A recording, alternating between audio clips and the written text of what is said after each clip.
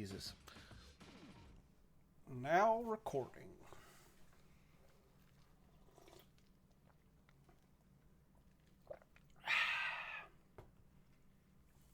All right. I'll count us down to go in 3, 2, 1. Hello, everyone! Welcome. You are listening to Hunting Pixels, the one and only official video game podcast of Culture Bop. We have quite a show for you today. Our topic of the show is going to be a doozy. Yeah, that's right. We're actually not doing a topic. That's why it's going to be a doozy.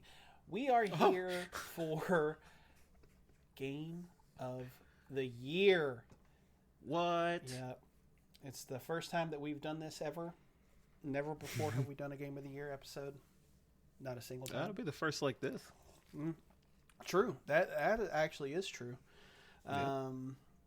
Yeah. So, I mean, before we, I guess, get into it, I am, of course, the host. You know who the fuck I am.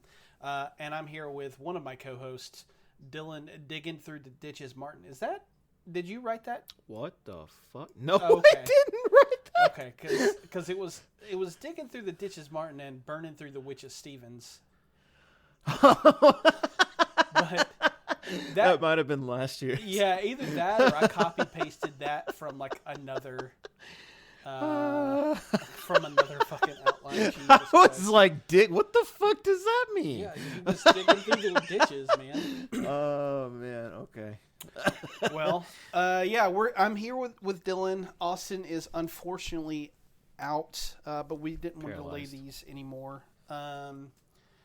So we do have some sort of idea how Austin would vote in most of these topics. So we're going to go with it from that sort of standpoint.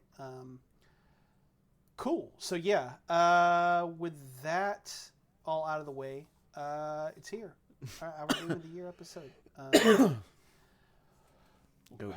We are going to go through our various categories today. We've got various awards that we're going to get through, and these are going to be things like supporting character, art direction, boss fight, the biggest and best of all the things. So, with that all said, sir, how are you doing? Fantastic. Awesome. Well, that is... I have no complaints. That is good to hear. I'm sure I have a complaint. I just can't think of one. Yeah, I'm sure that there's something. But, How are you? I could be better. Yeah. Actually, never mind. Could be better. But, it is what it is. Austin's fine. Austin's doing Austin things. All right, cool. Well, I mean, let's not I'm excited. beat around It's the time. bush. Let's jump into the bush. Let's jump directly into the bushwhackers. In the bush. Oh God, that's Yep. That's something that you said out loud. I did. Here we go. Okay.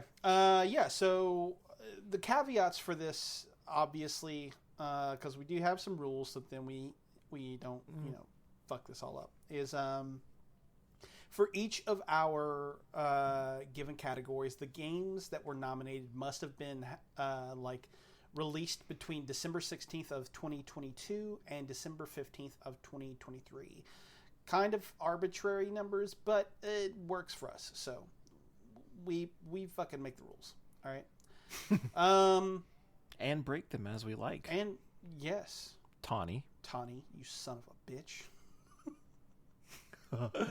I was playing Fork Knife with Bryn a little bit earlier, and I guess she said something that tipped Tawny off that I was playing with her, and he was like, "What are you doing? Get back in the Discord and keep arguing with me."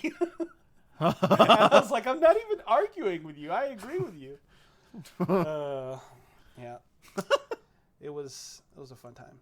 So, one thing that I actually have not done we usually break these up with little Patreon Game of the Year blurbs. I haven't done that yet because I have not heard back from everyone. I think I've... Get it together. I know. I think I've only heard back from Tawny, Krumkey, and Jeff. So we're still missing Justin and Bryn, and you and Austin. Oh. I'm just kidding. Me? Yeah, I'm just kidding. Oh, I was like, wait a minute. I'm over here talking shit. Yeah. Mine don't matter. Yeah, exactly. They do. Just they matter so much. I get a whole show for it. Exactly. Cool. Well, all that out of the way, let's fucking get right into it. Let's with go. our very first category. Yeah. Best Supporting Character. Austin Stevens. Moving Austin Stevens, who is not here with us. So he is the best supporting character, though. He would be the main character in any other situation, and he is currently not because he's on life support. That's why he's a supporting character. Oh, I said he was paralyzed 5 minutes ago. Now God. he's on life support. Oh, God. He's not really on He's life dead support. by the end of the Yeah, I know, right? He's a dead boy by the end of everything. Uh-oh. Okay. All right. Supporting character. Best supporting character. Yep. So last year's winner for this were Lim and Mina from Citizen Sleeper. And our nominees this year are Peppermint from Hi-Fi Rush, Corsica from Hi-Fi Rush, Sid from Final Fantasy XVI, Giuseppe Geppetto from Lies of P, and Harry Osborn from Spider-Man 2. Let me make my argument. Listen. Okay. Please don't do this already. I think that I know how we both fall. Okay, go give me your arguments. Who are you going to fight hardest for? It was really going to be fucking Harry, dude. Okay. You know what? I thought that would be Austin's pick. Namely, this was actually mine. He hasn't actually played any of the other games. That is also true. I don't think he put a supporting character on here. God damn it, Austin. Yeah. What are we going to do? My reasoning for Harry is that Harry is technically the villain of the story. Yes. But I look at Harry as, unfortunately, two different people in this. I look at him as symbiote Harry, but then I look at him as who I know Peter's friend is.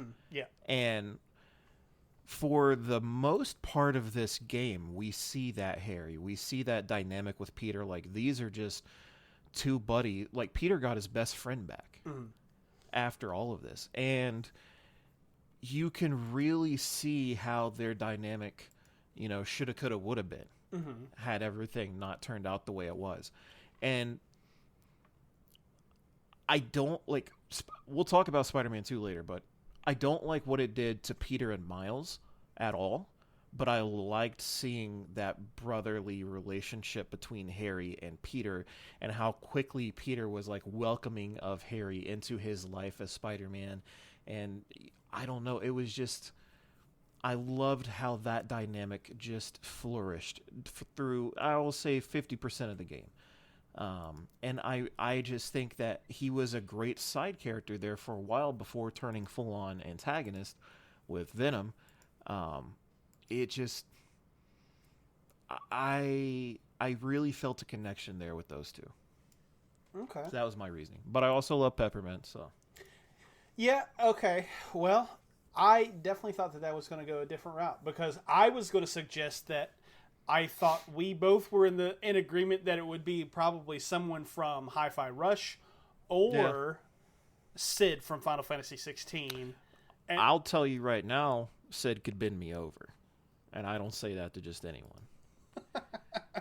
He is definitely top 10 of most attractive people from this last year. He's up there. I agree with that. Yeah. Who's Geppetto? I mean, I know who Geppetto is. So Geppetto is the creator of Pinocchio. Yep. Yeah. Okay. Yeah. Yep. No, Right. I put him on here because he, in a kind of weird way, actually mirrors Harry in that, like, he is sort of like he's your father figure, he's your mentor or whatever, right? And by the end of the game, it becomes relatively clear that he is not really who you think of him as. He's not really, you know, a dad per se, so much as he gave birth to you, or not gave birth to you, but you know what I'm saying. Like he sired you, so to speak. And that's it, because a lot of his stuff for the story is strictly guiding Pinocchio down a path that's not exactly the best path. He's more of a, I'm going to tell you what I think is right, and I want you to do that thing. But, like, I'm your father, so you have to listen to me. Not a sort of like, I'm trying to do right by you, so think for yourself, and, you know, does that make sense? It does. So let me ask you. So I just wanted to get my piece out there for Harry. I'm okay with him not taking the category. But do you think, and this is, I mean, I will trust your opinion. Do you think Geppetto is above Sid or maybe Peppermint?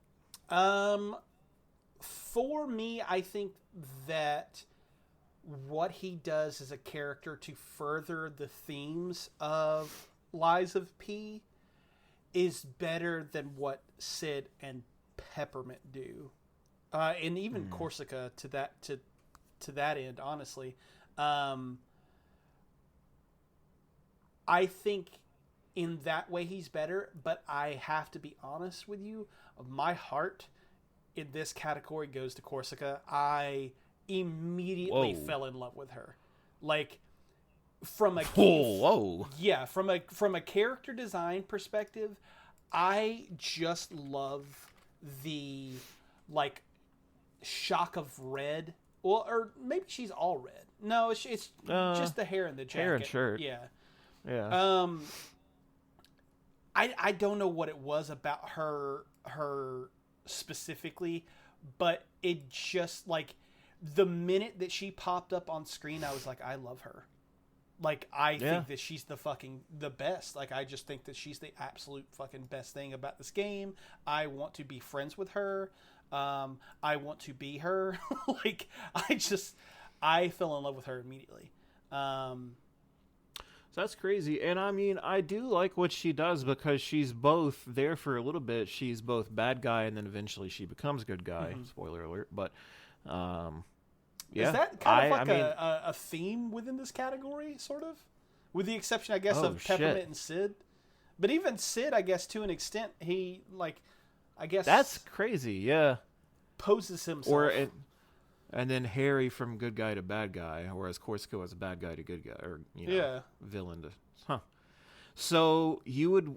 Damn, that's crazy. So Corsica over Peppermint. I'm okay with that. I just did not see you going Corsica over Peppermint. Yeah, I love Peppermint also. Like, I think that she's a really awesome character. And I think that I like her character more than I like Corsica's character. But I 100% like her design over Peppermint's. So... You're making this hard on me. I think the easy way out of this is to go with Harry, because I think that in a similar vein to Geppetto, he works for the themes that Spider-Man 2 is going for, and the stories, and you and Austin would vote for that. Damn, that's awesome. Okay, I did not see it going that way. Yeah, I just like, hey, we're making up for the game awards. Yeah, exactly.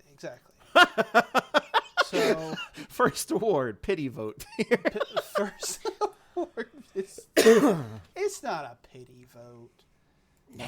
No, I think that Austin definitely would have fought for Harry a lot. So and I'm okay with it, because, like I said, I do think that he I do think that he furthers the narrative elements along better than The other 4. yeah. That's awesome. Okay, well, shit. I didn't expect that, Cool. but that's cool. All right. Hell yeah. Well, Haha. Haha. let's move on to our next category, Wiener. Best multiplayer and ongoing game. Oh, Last year's winner. I don't remember that shit winning. Apparently, last year, Call of Duty Modern Warfare 2 won. it did. Do you want to? I remember very specifically why it won. It's because literally all 3 of us said that once it came out, we had not played anything other than it. Oh, yeah. Okay. Holy shit. And then we just fell off the face of the earth yep. with that. It was almost like January hit and we just stopped playing. Holy damn, dude. Okay. That is wild. Because I thought Dead by Daylight won last year, but I think that won the year before that, right? I think it did. Yeah. Holy shit. Okay, well, back on the list this year for nominees, we got Dead by Daylight, the all great Fortnite, Destiny 2, which I should have deleted off this list, the finals, and Honkai Star Rail. I forgot about that. Yeah, I just put that on there because it is an ongoing game, and Justin and I forgot Austin about it. are Jeff. playing the shit out of it. So Wasn't Jeff playing the shit out of it? Probably. That's a Jeff game for sure. Or did I just make that up? Yeah. I think this That's is an crazy. easy one. Yeah, it's definitely Fortnite. It's Fortnite. Yeah, like we don't even have to argue about this one. Nope. I'll say Destiny 2 started high for me this year with Lightfall. I know it didn't make a lot of people happy, but it made me really happy because I enjoyed the DLC. I enjoyed the story. I enjoyed going to Neptune. And I completed that battle pass and probably the one after that with Sabrina, so we had a lot of playtime on that. But once we started playing Fortnite, and I guess like September or October, it was nothing else there for a long, long time. Yeah. And even now, we're still, if I'm not playing every day, I'm still checking the shop every day or something like that, or looking at quests. So that was just me. I know for a fact Austin would have voted for that because we all played that shit religiously, and then look at you. Yep, I'm addicted to this shit. I actually have it pulled up right now. Like, I'm not playing it, but I have the item shop pulled up. No. Oh, fuck. Don't tell me. I'll go pull it up now. I'll do it with Sabrina later. But, it's Fortnite by a mile. Like, nothing else. Well, that's not entirely true. Let me say my piece about Dead by Daylight and the finals real quick. I'll start with the finals because I played the least of it. I did too. I didn't like this game when I first downloaded it and played it because I was like, why is this move so slow? Why is it that the health pools for everybody is like the time to kill on it is obnoxiously long? And like I enjoyed the destructibility, but like there were only 2 game modes, and I was just like, okay, like I don't get it.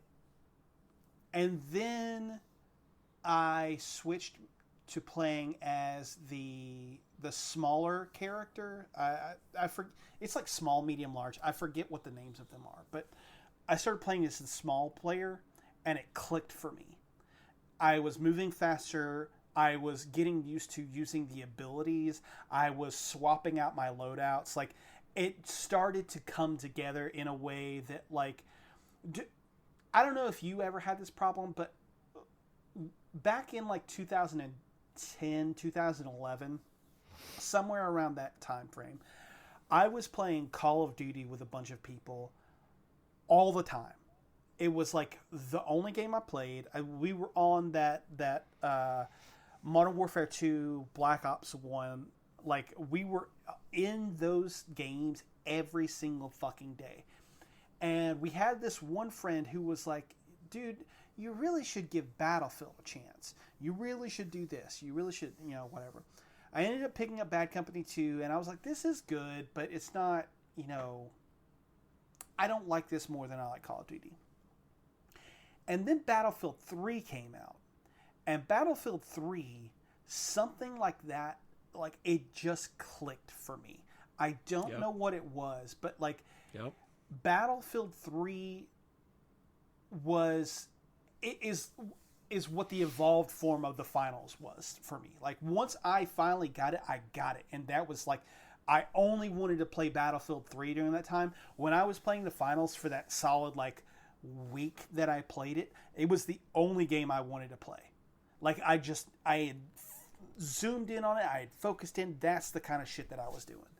That's wild, man. So I just didn't have that same kind of connection with it, but that's fucking awesome for you, because I thought, because you, like, I remember the part where you're like, not really for me. But then you hit me with that shock factor later when you were like, no, I played the shit out of it. I had to delete it off my PC. Yeah. I was like, that escalated. Yeah, I did. I had it, and I actually, funnily enough, I had deleted it and then I reinstalled it because I watched SkillUp's review, and I was like, maybe I'm just not getting it. And then I went through and like I said, I switched to that smaller character, and I was like, oh, okay, yeah, I get it now. Goddamn, dude. But I really think Honorable that mention. game, I think that it has a bright future ahead of it. Just like Fortnite. Just like Fork Knife. And Dead by Daylight is perennial for me. I play it. I actually have not played it since the winter event, which But they introduced Chucky. Yeah, they did. They introduced him. Alan Wake is coming to the game. Oh yeah, Nick Cage came this year, didn't he? It was a year of really, really great highs in terms of like the content, for lack of a better term, that was coming to the game. But the reason that I didn't even remotely want to fight for it was that there was a point somewhere around, I want to say like August or September, where like it was kind of a similar situation with Fortnite or the finals for me, where like even if I wasn't playing, I had it pulled up on my PC to have a game ready to go in case I wanted to do something. Yeah. And I was playing with Bryn close to every day. Like me and her were like on this shit. We were having like a total fucking blast. And then there was just this point where it felt like every single killer in the game that I came across was the biggest dickhead I had ever fucking played against. Like they just, every single one of them were using like these awful perk combinations. They were tunneling. They were camping hooks. Like it was... Yeah, I'd be done, dude. Awful, dude. It was the worst fucking experience. And I think it's maybe a testament to how much I really enjoy that game that I kind of kept coming back even after that. But my playing time for that game has shifted significantly since that happened. I don't play it every day. I'm lucky if I play it once a week right now. I still really think it's a really fucking great game, and I still really enjoy it when I'm playing, but there was a switch, like I said, in like August or September, where I was like, I can't keep doing this. So yeah, I'm hoping for better days, but we'll see. When Alan Wake comes out. When Alan Wake comes out. Speaking of which, our next category is Best Art Direction. Last year's winner was Elden Ring, rightfully so. This year's nominees are Hi-Fi Rush, Baldur's Gate 3, Alan Wake 2, Lies of P, and The Legend of Zelda Tears of the Kingdom. I'm going to say right now definitively that I want to cut Baldur's Gate 3. In terms of, like, I'm not going to fight for it over any of the other ones. I'll say that. Fine. Yeah, I have no problems with that. It's not that it's bad art direction. I actually think it's very good art direction. I love the art style, and I really like the varied nature of how things fit together. Like right now, I'm in the second act. I think I can't remember if it actually says whether or not I'm in the second act, but like I got to the part where I can either go to the mountain pass or I can try to get the moonrise through going through the Underdark or whatever. I'm in that area where I'm traveling to Moonrise, and like the colors and textures there are vastly different from the overworld, which are actually vastly different from the Underdark, which like are presumably vastly different from what it's going to be like when I finally arrive at Baldur's Gate, right? Yeah. I think it looks very good, but over the rest of these, I would kick it out any day of the week, I think. I'm with you. So, fuck, man. I hate it because I don't feel like I have any place to speak on Tears of the Kingdom. Yeah. It looks really good to me, but it also looks like the last one, but I don't want that to be a knock against it either. Yeah. I am really... oh, damn, dude. I just realized I've played all 3 of those. I've played all 4 of these, actually. Fuck. What's your number 1 choice for this, man? Because I think this one ultimately comes up to you. It's hard for me. I love the Saturday morning cartoon nature of Hi-Fi Rush, right? Like, yeah. But at the end of the day, it's just cel-shaded. Yeah. That's the thing that I think sucks about the Hi-Fi Rush argument over like any of the others is it kind of is just like almost like a Borderlands style like cel shading. But I love how you described it of like that Saturday morning vibe. Like it feels it looks like how I remember cartoons looking when I was growing up in the 90s. You know what I mean? Yeah, feels like it too. Yeah. So I'm cool with cutting Hi-Fi Rush too. Okay. If you want to knock that I'm one. kind of with that. Oh, fuck. I wish Austin would have sent me some verbiage on Tears of the Kingdom, but I really do think it comes down... Oh, fuck. All right. This is always the hard one for me. Yeah, this is a very hard one.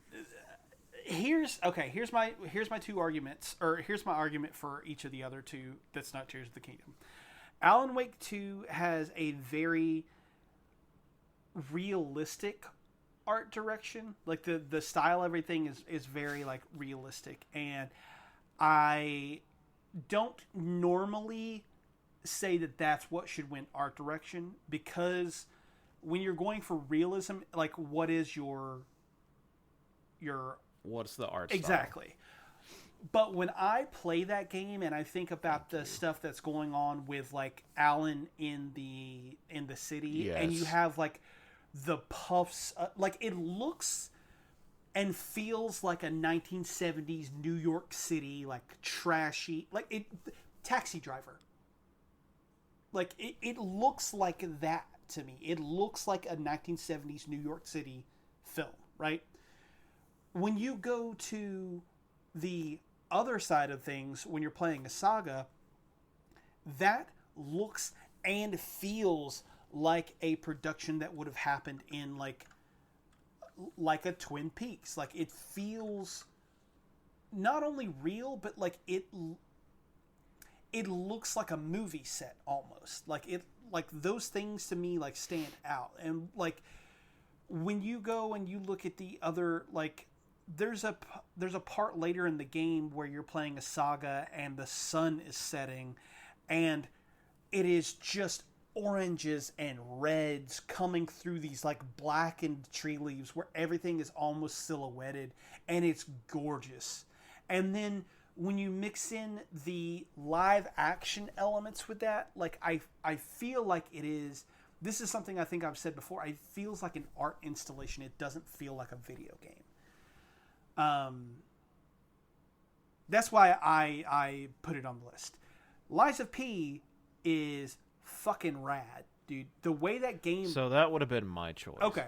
Well, so Lies of P to me is Bloodborne 2.0, but like everything down to like even just like the intricate designs of the puppets and how you can see like springs loaded and like how some of them are wood and some of them are metal, and like it's also got like this British kind of feel to it. Like I don't know, Gothic British. yeah, it's it's so different and interesting and beautiful to look at.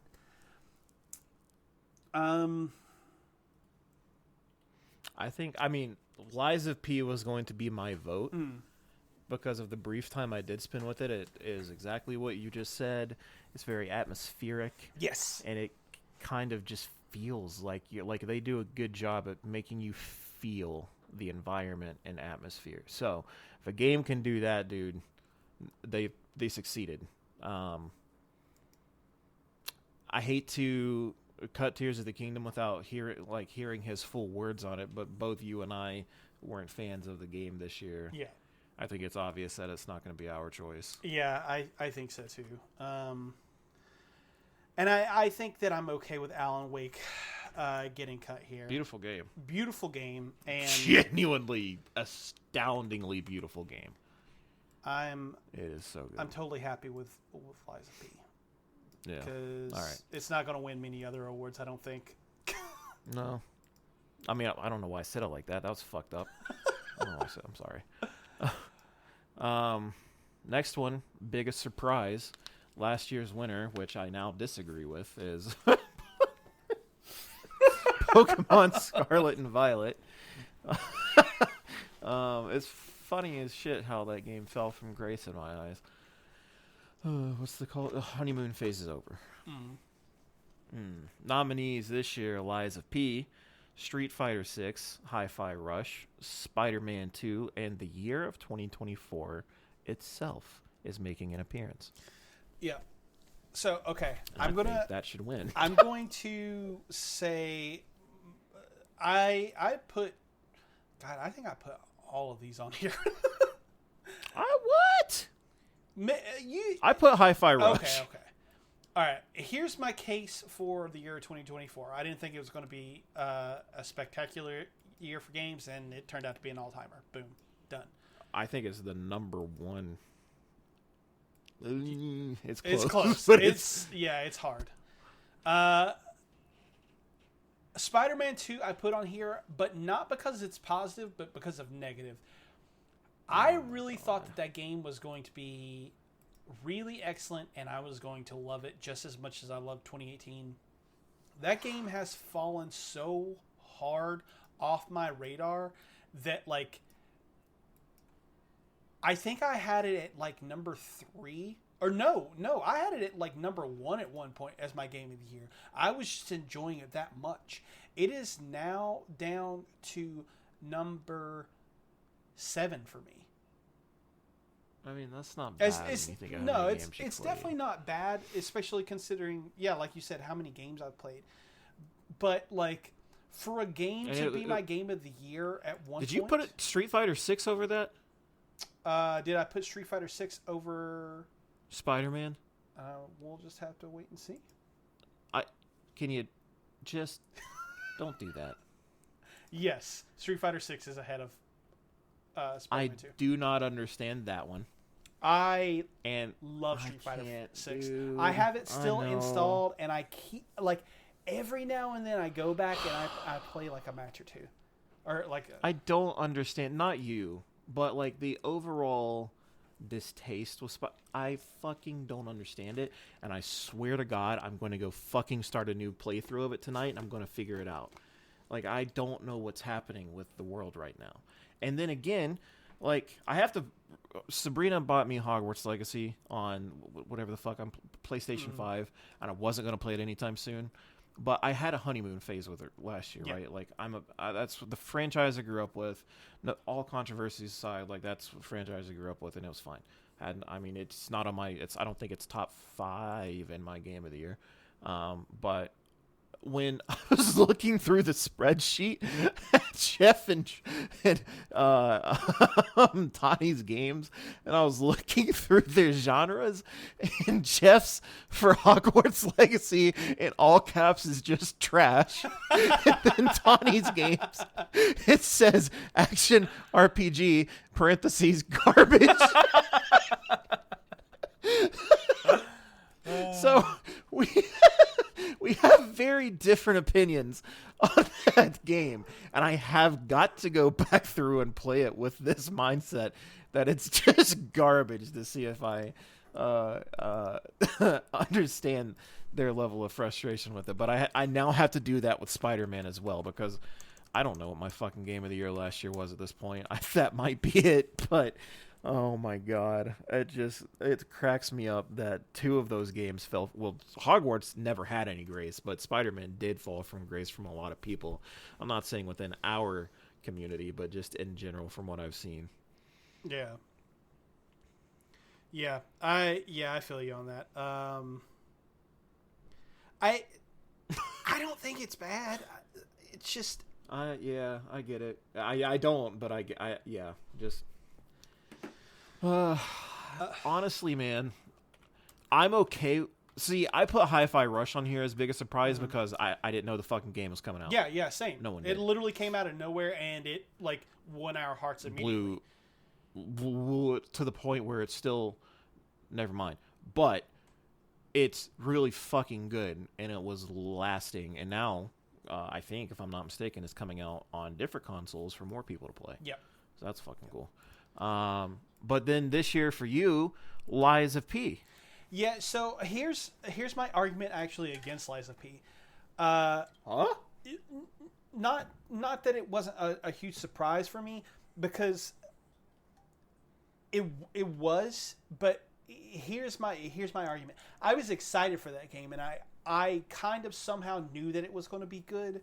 I think where the surprise comes in is I didn't know it was going to be this good, where it was going to be my favorite fucking Souls-like. Yeah, because you know fucking... what I mean? How many playthroughs did you have on it? I think I beat it 3 times.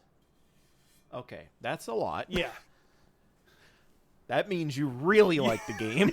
Yeah, I really, really, really fucking loved it.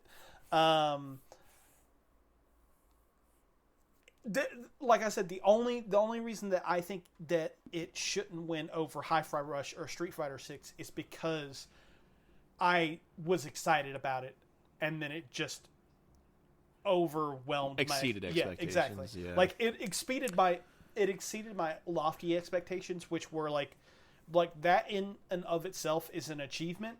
But that's true, because didn't you play the demo? Yeah. So then it just went above and beyond that. Yep. I did not know that game was going to be that fucking good. I really didn't. Damn, dude. So let me ask you this. It's not on the list right now, but I have to ask you, Wo Long. That honestly probably could be on Biggest Surprise, because that's very much one of those games, like you and I think are in agreement on this. We're not big fans of Neo, right? Like No. the 2 Neo games.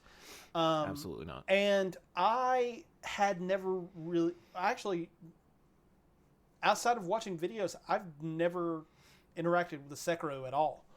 Good. Oh, never mind. It's not good. But I don't know what... That was from my subconscious, dude. I just immediately said that. I loved Wo Long. In fact, it is inside my top 10 right now. Is it above Spider-Man? I can't. Don't. I can't know. definitively say it's fine. yes or yeah. no. Go. Yes, it is. I'm gonna kill myself on the Game of the Year episode, dude. It is not gonna. Well, that's gonna be dark. Anyway, what I'm hearing is 2024 is a great year. Yeah, I think that's probably the best place to land on this as a collective, because I think Street Fighter 6 for me gets it here, because you didn't play Street Fighter 5, did you? Not 5, but 4. Okay. So 5 was an absolute fucking shit show. It launched with like 6 fighters, like 2 stages. There was no arcade mode. There was no like story mode. There was like, that game launched in the most bare bones of states, and it eventually came back to be a pretty good game. But like the disappointment from that game for me, and knowing that like, yeah, Capcom had kind of been on the comeback, but like they had been on the comeback with Resident Evil and Monster Hunter, and like having something like this that had been in gestation for so long, it didn't feel like it was going to be something that like was going to blow my fucking socks off. And then I played it and I was like, holy shit, dude, this is really, really good. Like, this is like a top tier fighting game. Like, not Street Fighter 2, maybe not even Street Fighter 3, but like, it's at least as good as Street Fighter 4, and it's at least as good as like the best Mortal Kombats. Like, I really fucking like Street Fighter 6. It's my leg was bouncing so hard, and you said it's at least as good as the best Mortal Kombat's. My leg stopped bouncing, and I started doing some math real quick. I don't have an argument against it. I'm just like, is that true? I think it is. It's a really good game, dude. But yeah, I think as a collective, I think it's probably a good place to go. Yeah, and that's not a cop-out answer. Like, 2024 blew all of us away. Yeah. Goddamn, dude. What a year. What a fucking year. Good for us. Good for us. Good for everybody. Yeah. All right. So, let's see. You read that one. So, next category is best level / world design. Last year's winner was Elden Ring, and our nominees this year are Spider-Man 2, Lies of P, Diablo 4, Street Fighter 6, and Baldur's Gate 3. I'm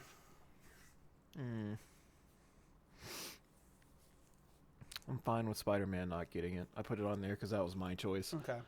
It's fucking New York. Yeah. Which is great because it's literally New York. Yep. Like, I visit Justin's office all the time. Mm-hmm. Yeah. Yep. His Skyrise apartment. Spray paint his fucking window with web.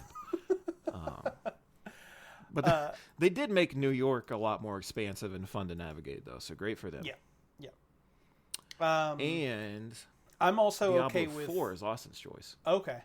I was going to say I'm also fine with losing Street Fighter 6. The level designs in that are cool, but like they're mostly very fighting pretty stages, and the open world stuff is cool and very pretty, but I don't think it holds the candle to the other three in my opinion. All right. So snuffed out candle on Spider-Man and Street Fighter. All right. Diablo 4 And was then, Austin's choice, you said? I think I might have put it on here. Okay. Did I put it on here? I don't remember. I put Spider-Man, so I don't remember if I put that or not, but it would have been his choice. I think he would have probably thrown Armored Core in here as well, if I had to guess. Yeah, probably. So just honorable mentions for him on that. But Diablo 4 was... I did not finish the game, but what I played was exceptionally crafted. Like, I loved every bit of it. It looked... I mean, it's all gothic and macabre, right? But each new area that I went made me feel like the sense of exploration, like I wanted to explore everything, even though I was literally exploring torture chambers and, you know, the worst of the worst. It was awesome to see how intricately crafted it is, and I don't know, it kind of had that... I'm not comparing it to Bloodborne, but it had that feel of atmosphere, I think, like we were saying with Lies of P. Yeah. That's my argument for Lies of P, is it's got that same sort of intricate level design that the best of From Software games have at any given point. Yeah. It's the only knock I think I have against it is that it's not as, I think, open to interpretation as the FromSoft games. It's kind of mostly a linear path, but like it's dolled up in such a way that like it feels... I see what you did. Dolled. I didn't even fucking think of that. Yeah, it's dolled up in such a way that like you never notice that it's a linear path. Does that make sense? It does. Yeah. And we got BG3. And then we got BG3, which I said in the art direction, every single like little place that you visit just feels vastly different than what came before it. Like even just in like the span of like this druid settlement and then the little like township or whatever you want to call it, like right next to it. That's, it's only 4 buildings and it's all burning down, but like that just feels very different than the druid enclave. You know what I mean? I think the level design in that game is fucking off the charts. And then, like, I'll be straight up, like, as soon as Act 2 opens up, the next 2 to 3 places you go are, again, vastly different from one another. And it's really hard. This one's actually really, really hard, because I don't know if... how are you leaning on this one? Because, like, everything that you said about Baldur's Gate is true. I don't feel, personally, like it has the same atmosphere of Lies of P or Diablo 4. Yeah, I do agree with. At least it hasn't come across like that for me yet. And I'm gonna be honest, like, I didn't feel it even in Act 2, and maybe that's a me thing, but maybe it's also how the game is played. Like, I just didn't have that sense of necessarily being there like I did with Lies of P and Diablo. I just felt like I was controlling my avatar, if that makes sense. Yeah, maybe it doesn't. No, I understand what you're saying. Like there's like a layer of abstraction there where like you're like, I know that I'm playing a video game, whereas like when you play Diablo 4 or Lies of P, like you're in it. Like yeah. Truly. And I mean, I'm not saying that a level of immersion is not there, because I think it definitely is, because it's a fucking role-playing game. But between the 2 of Lies of P and Diablo 4, I have to still give it to Lies of P. Yeah, I haven't played Diablo 4. That's the only thing. I can't say anything about it other than it looked and pretty I haven't at the finished things it. that I looked at. Yeah, I haven't finished it, but I know it doesn't just drop off after where I've been. But I genuinely think it could go toe to toe with Lies of P in terms of just the world design, and just that feeling of, like, it gives you a sense of wonder of like what's to come, but you also have like this macabre cloud hanging over your head the whole time. Yeah. It's fucking awesome. Yeah. Lies of P. Lies of P. Okay. All right. Best boss fight. Last year's winner, we had Margit from Elden Ring, so these are going to be some big shoes to fill. Yeah. Literally. Well, Margit didn't wear shoes, I don't think. Just had kind of little feats. This year's nominees, we have Titan from Final Fantasy 16, Kraven from Spider-Man 2, Baltus from Armored Core 6. I hope I pronounced that right, Austin. Nameless Puppet from Lies of P, and Ibis from Armored Core 6.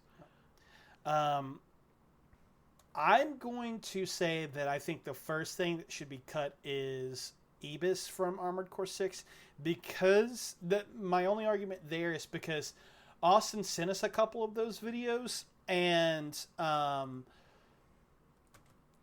I don't know how they play, so like I can't definitively say, but what I can say is that he had Baltus. He had that one on the list before. Okay, I see what you're saying. Before we did anything else, so like I would think that would be his first choice. Okay.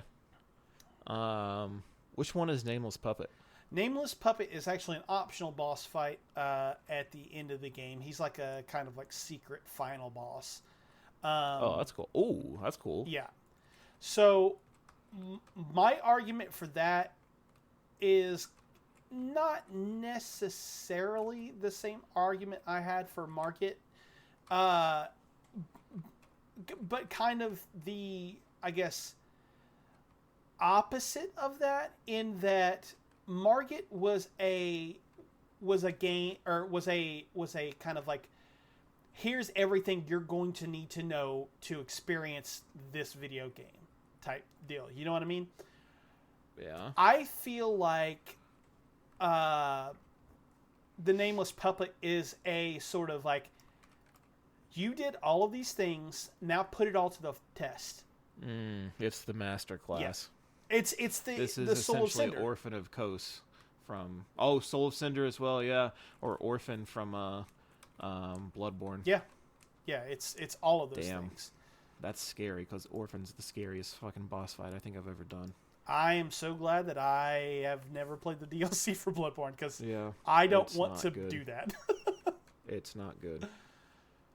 I That's kind of cool.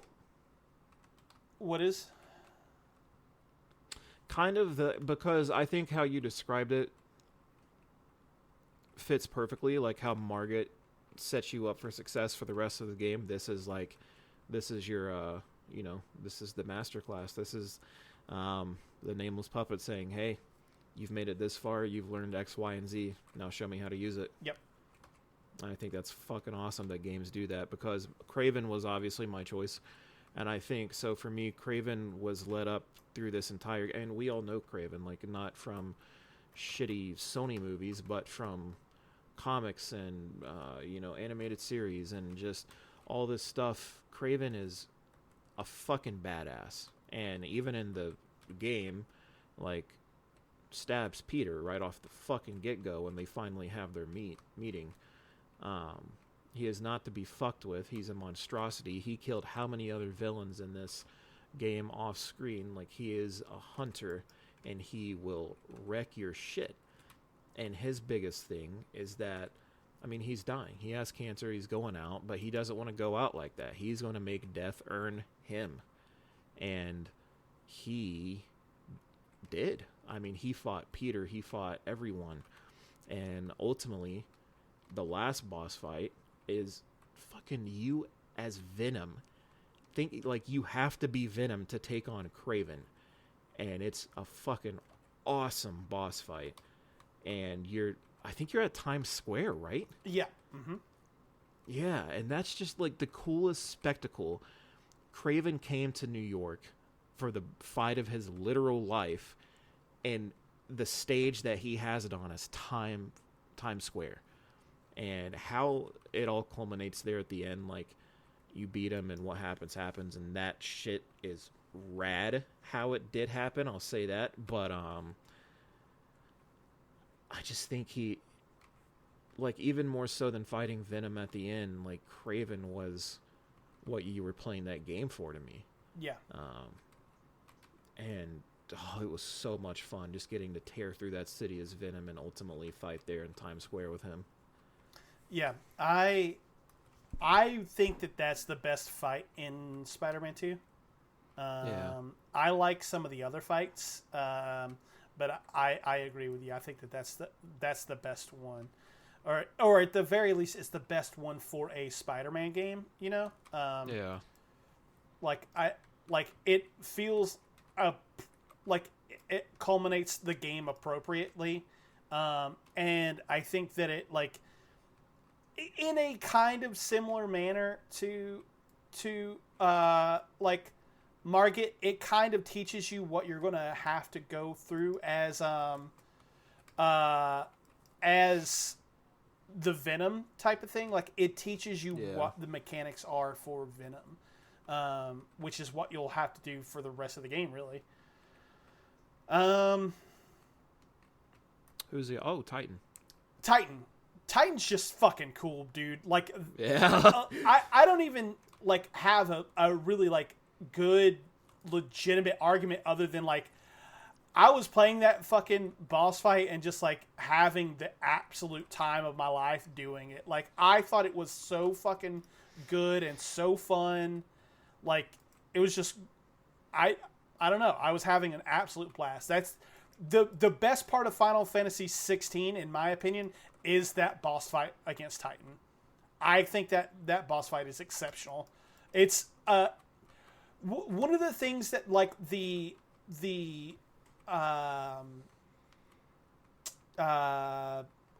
the word that I'm looking for? One of the things about those boss fights in particular is that they sorry, I'm getting ahead of myself. The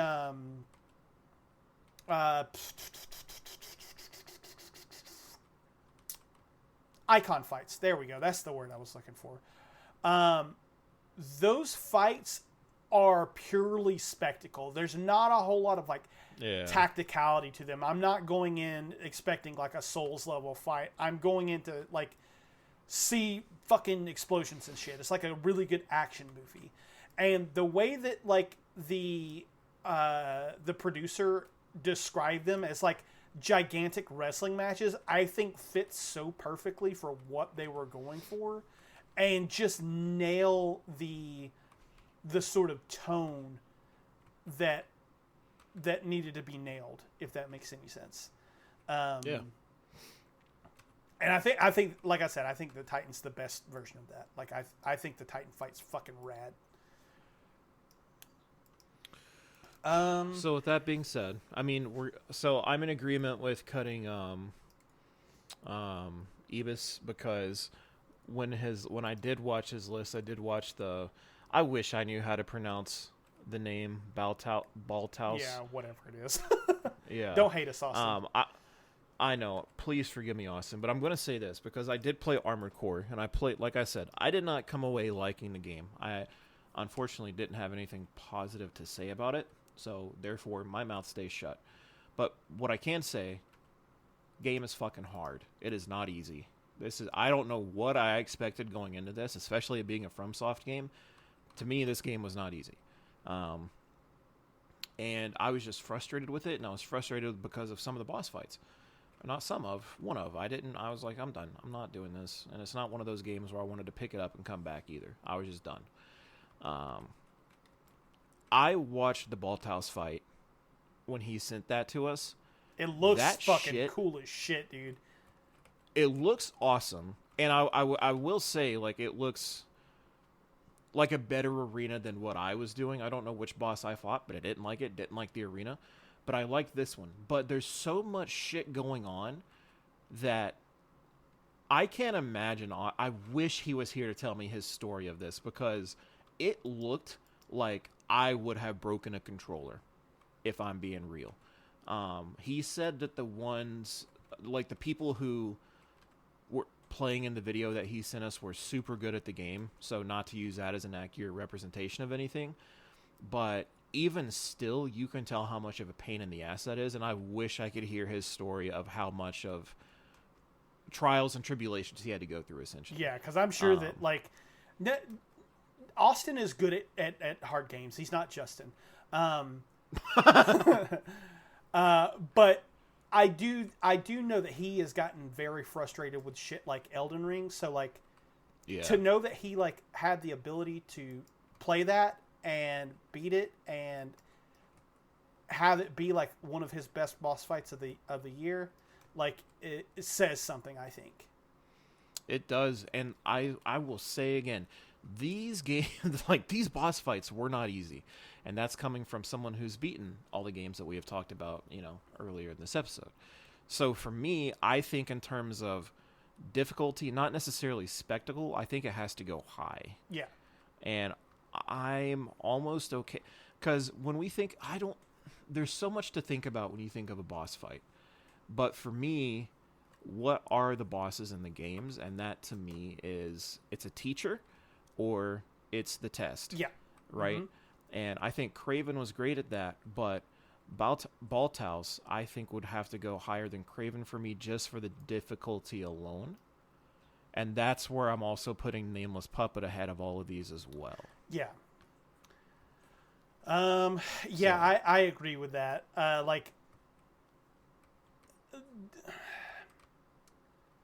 I think my heart says Titan because I had so much fun with that, but I know that it's probably mechanically the least interesting of all of the fights there. Oh, yeah, that's true. Because it's more of like you said, it's a spectacle.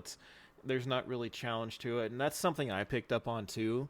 But like, even seeing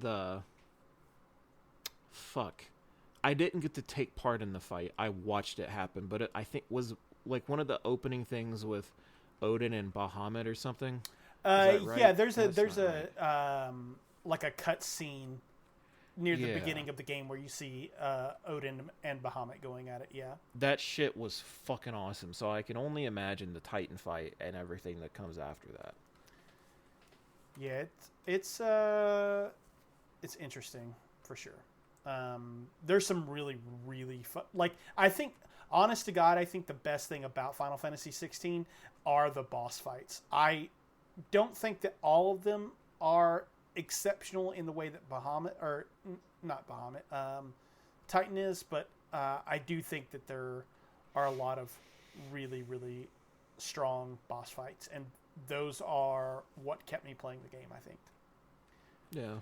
And I mean, I think this list is a testament just to how good last year truly was. Yeah, I 100% agree with that. Um, I think it comes. I think what you said is right. I think it comes down to Nameless Puppet and Lies of P. I think. I think just looking at it, I would need to play it, but I think that knowing that Austin put Baltus on, or Balthouse, or however you say it, on the list at all, when he honestly, like, he put things in the categories, but he didn't feel very strongly about any of them, I don't think, except for this one. Yeah, he sent us that video within like 2 minutes of me asking for videos last night. So I think that's I think that's a good place to put it. Yeah, and maybe he can talk a little about it on the next show that we do that he's here on. Yes, because I'm very curious. But yeah, so Balthouse. My God, I hope that's it. Armored Core 6. Our winner. Wiener. All right. Best music is our next category, and the winner of last year's was Neon White. This year we had Final Fantasy 16. What did you say? I said rightfully so. Yeah. Right, definitely rightfully so. The music in that game was rad. Awesome. The nominees this year are Final Fantasy 16, Hi-Fi Rush, Lies of P, Sea of Stars, and Baldur's Gate 3. Oh, okay.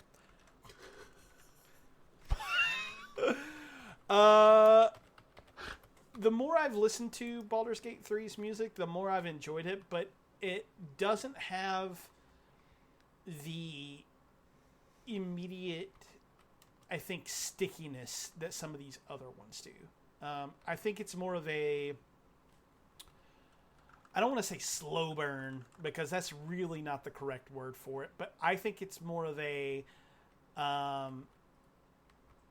you need to soak it in.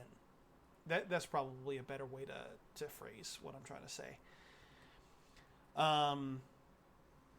Lies of P, for me, I really just kind of loved that music. It's got a very, I don't want to say classical feel to it, but like there were definitely like standout like tracks for me that I was like, oh, okay, this is good. I like this. I'm into this.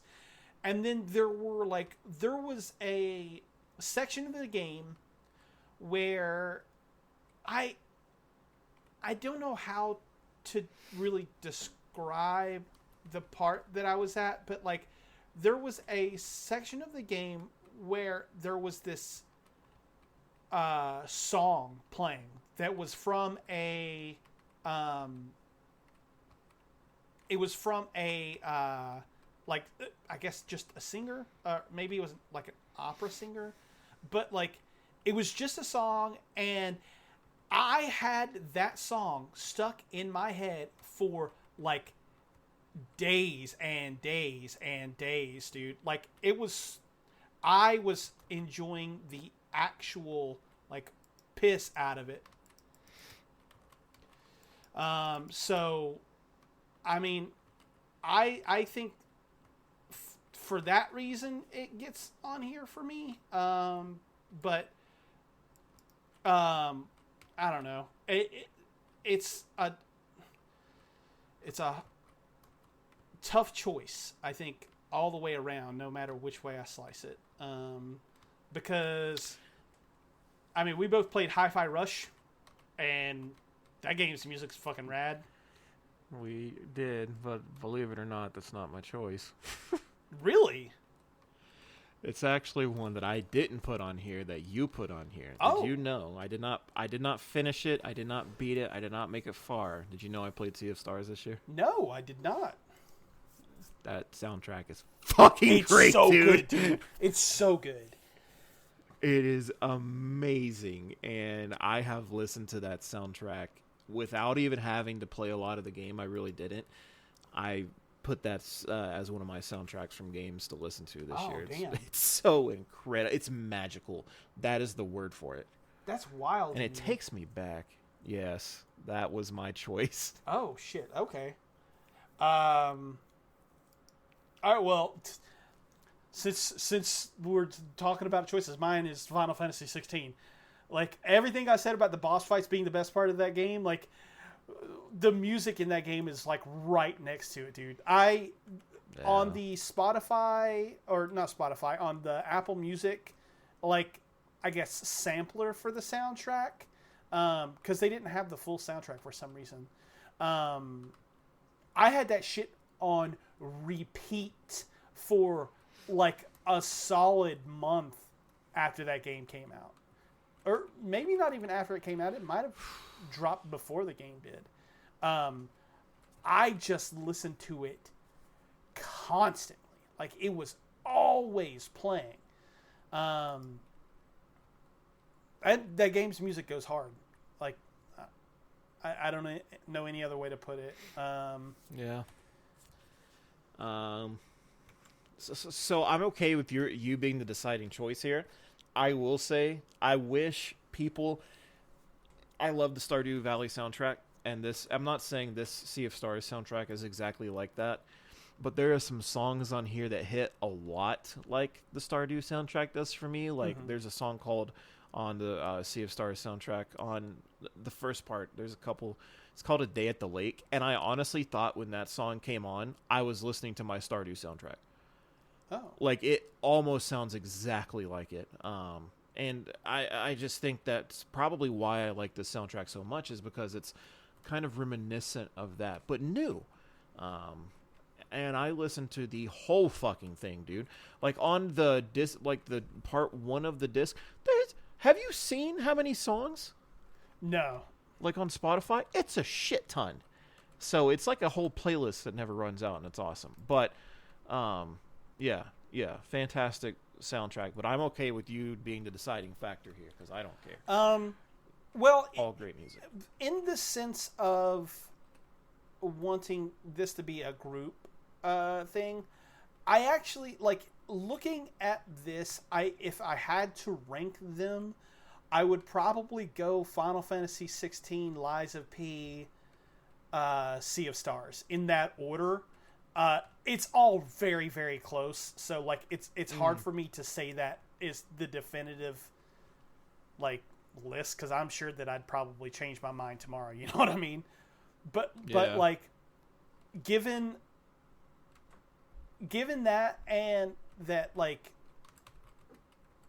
you know, it is a group choice, I feel perfectly fine with giving it to Sea of Stars, because it's not like Sea of Stars doesn't deserve it. That's awesome, dude. I'm so glad that won, because that soundtrack makes me really happy. Yeah, and it helps that it's fucking real good. Yes. Hell yeah, dude. Awesome. So, okay. Yeah. Makes me happy. Cool. I am happy with that. I have to ask. So, next category, and I'll read it real quick. Biggest shit show. Last year's winner was 343's continued mishandling of Halo Infinite. And this year's nominees are the Pokemon Scarlet and Violet DLC, Hidden Treasures of Area Zero. That was Austin's choice. PlayStation upping subscription prices with no fucking benefit to consumers whatsoever. That was one of mine. Industry-wide layoffs, which was Josh's. I put Atomic Heart on here as a joke. I'm going to probably take that off, but that was not a fun time. Did you put Overwatch on here? I did. And do you want to know what's funny? What? I was we were on like Biggest Surprise or whatever, and I was just being facetious in my head. I was like, oh, you know what a surprise to me was that I don't fucking care about Overwatch anymore. So I was gonna go put that on the Biggest Shit Show, but I was like, nah, it came out in 2022. I'm not gonna worry about it. And then it's fucking here, but it is a giant shit show. Yeah. So I'm glad you put that on here. Yeah.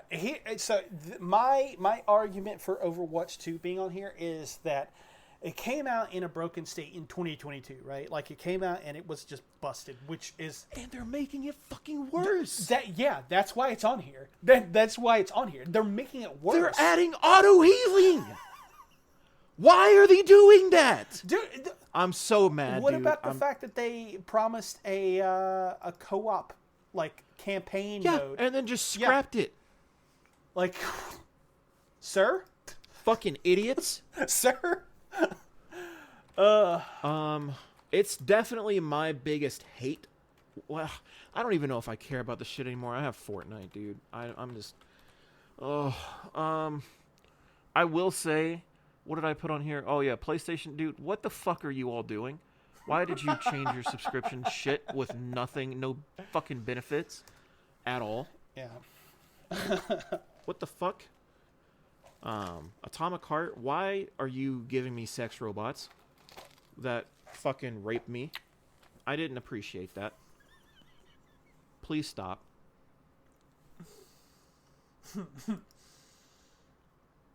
Oh, Austin's Choice. This fucking Pokemon DLC is a waste of time. Don't goddamn buy it. Yeah.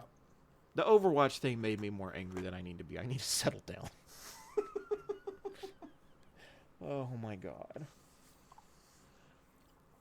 I don't know what the biggest shit show was, dude. All of these make me mad. Yeah. Yeah. No, the industry-wide layoffs are pretty fucking terrible, dude, and they keep coming. Like, Yeah. even, I think I saw, I know it's not, I mean, it is and it isn't, but even Unity is going to start laying people off. I just read that, too. Yeah. It sucks, man. I mean, if we're looking at, like, genuinely terrible things, like, that's probably one of them, dude. I mean, I think that's the one. Yeah. Yeah.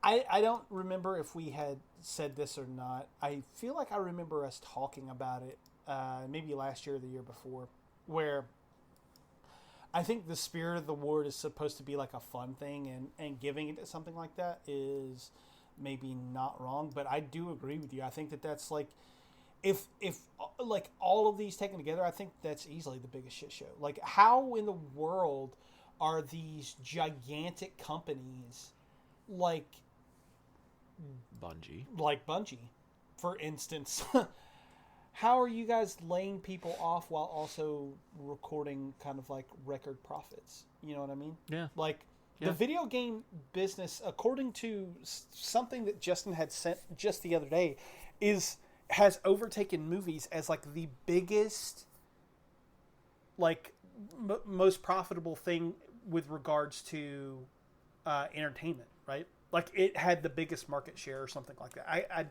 I need to look at the thing he sent again. But, like, I mean, how in the world are you guys the biggest entertainment product and you're laying off people? How does that work, dude? I don't know. That is the kind of, like, I mean, I think that the stuff with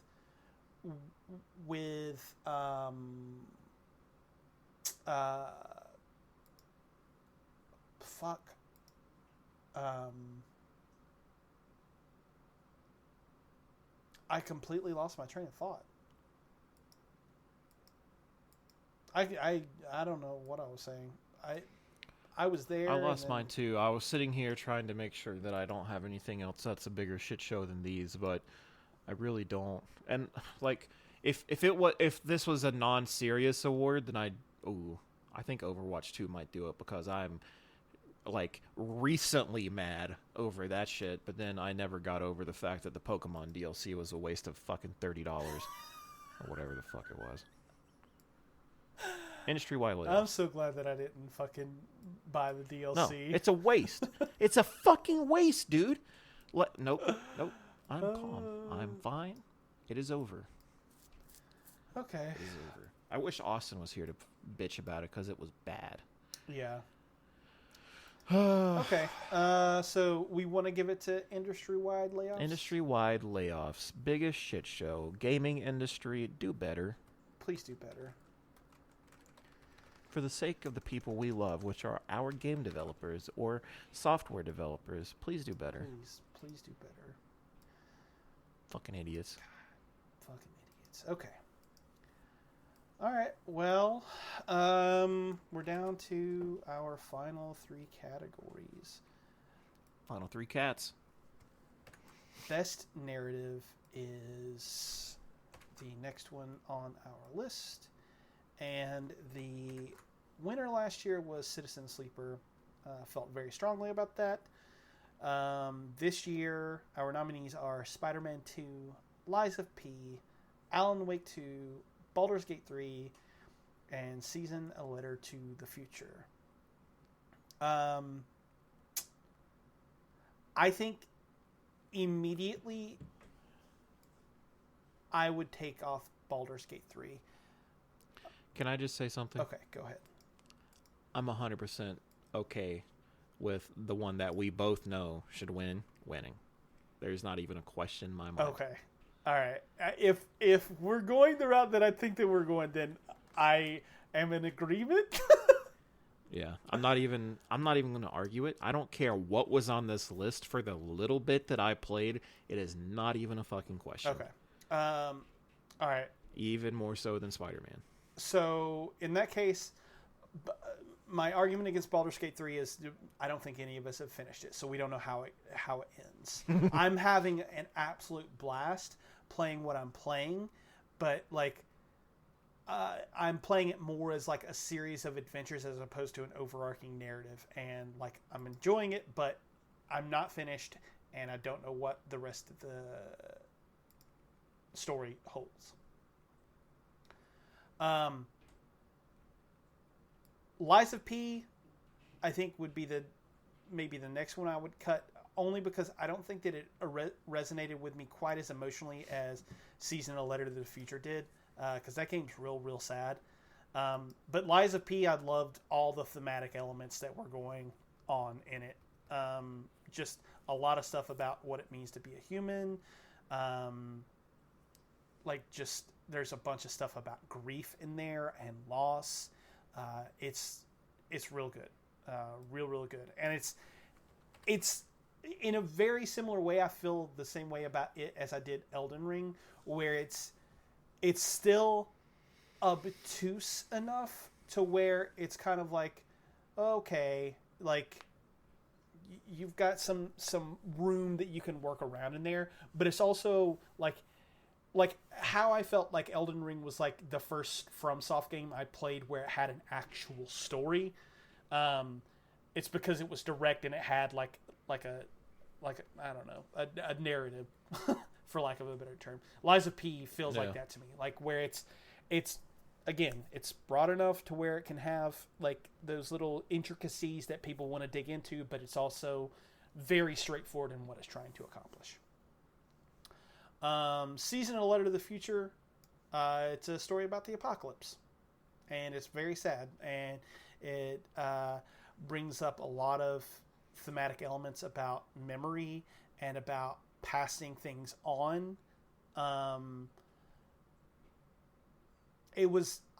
I got very sad almost from the beginning of that game.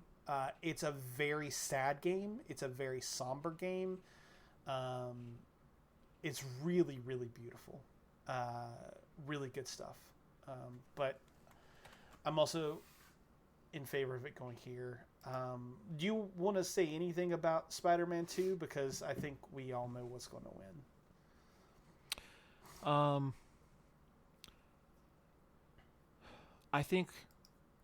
I know a lot of people. So as compared to Spider-Man 1, I think the story definitely takes a different turn. I don't think there's any, so spoilers for Spider-Man 1, Jesus Christ, but I don't think there are any points in the game that hit as hard as losing Aunt May or seeing the final moments leading up to Peter and, Otto splitting. I don't think there anything in Spider-Man 2 that hits on that level. But I think what it does do is, I mean, you kind of said it about, I think you said it about Lies of P. What it does to me is it really humanizes a story. And I think a lot of people said this was Peter's game, and I disagree because I think it was Miles. Because even though a lot of the game was spent in our hands playing as Peter the whole time, I guarantee we were all thinking the same fucking thing, and it was, what about Miles in all of this? Yeah. Because Peter was kind of treating Miles like a dick the whole time, and I think this was a really, and maybe unintentionally, I don't want to say Peter was being an intentional dick, but we all know him throughout a lot of his stories. It can be kind of oblivious sometimes.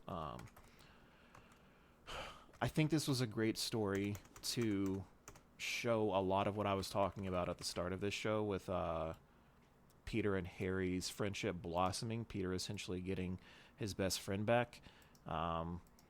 We're seeing the recovery of losing May and everything that Peter has had to inherit and go through, like even as far as looking at the mortgage for Aunt May's house. Just seeing kind of a chaotic life he lives. And I think that what we see more than anything is that there's not just one Spider-Man. Like, Miles is consistently saving Peter in this. This is his story just as much as it is Peter's, and it's, while we got that in Miles Morales, I think it really goes above and beyond here because, like, I think it sets up for Peter to kind of take a break for a little bit, and we really got to take a look at who Miles is as a person, what he stands for, and, like, hey, this kid's a fucking swinger, dude. Like, he can go toe-to-toe with the best of them. He can go toe-to-toe with symbiote Peter.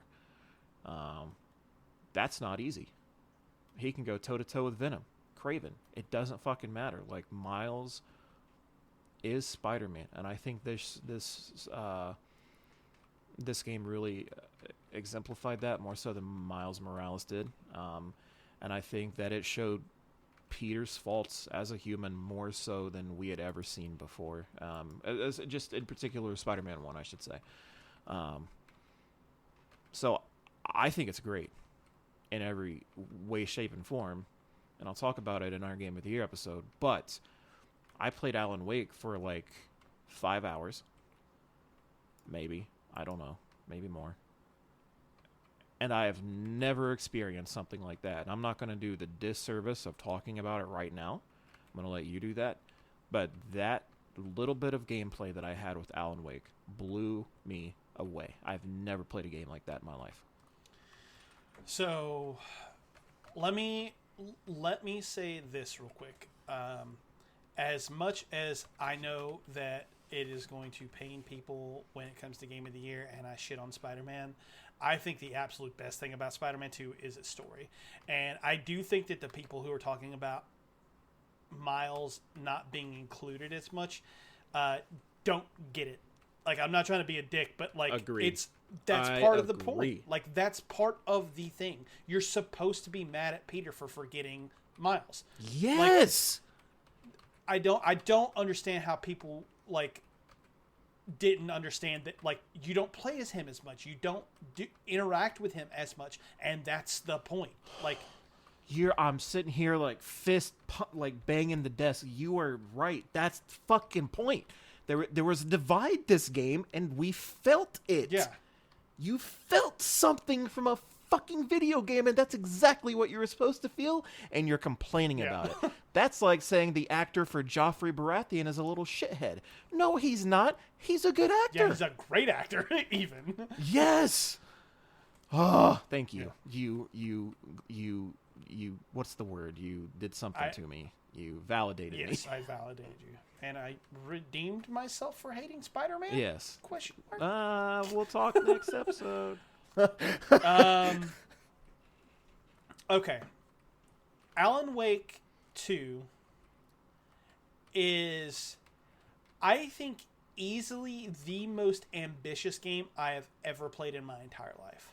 I'm not trying to, like, diminish anything else that I played this year, but like in terms of wanting to tell a story and wanting to present the themes that you're trying to present in a way that is different than pretty much everything else that has come like before it.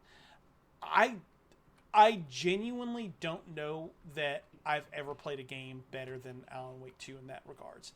It is easily the most original game in the last, I don't know, 20 years. Like, I not, again, I'm not trying to be hyperbolic about this shit. I can't personally think of another game that has this level of attention to detail and interesting things to say. Like, there's just... I just want to interject real quick because people are going to throw a fit when we say attention to detail. I'm not talking 50,000 lines of dialogue and infinite choices in Baldur's Gate 3.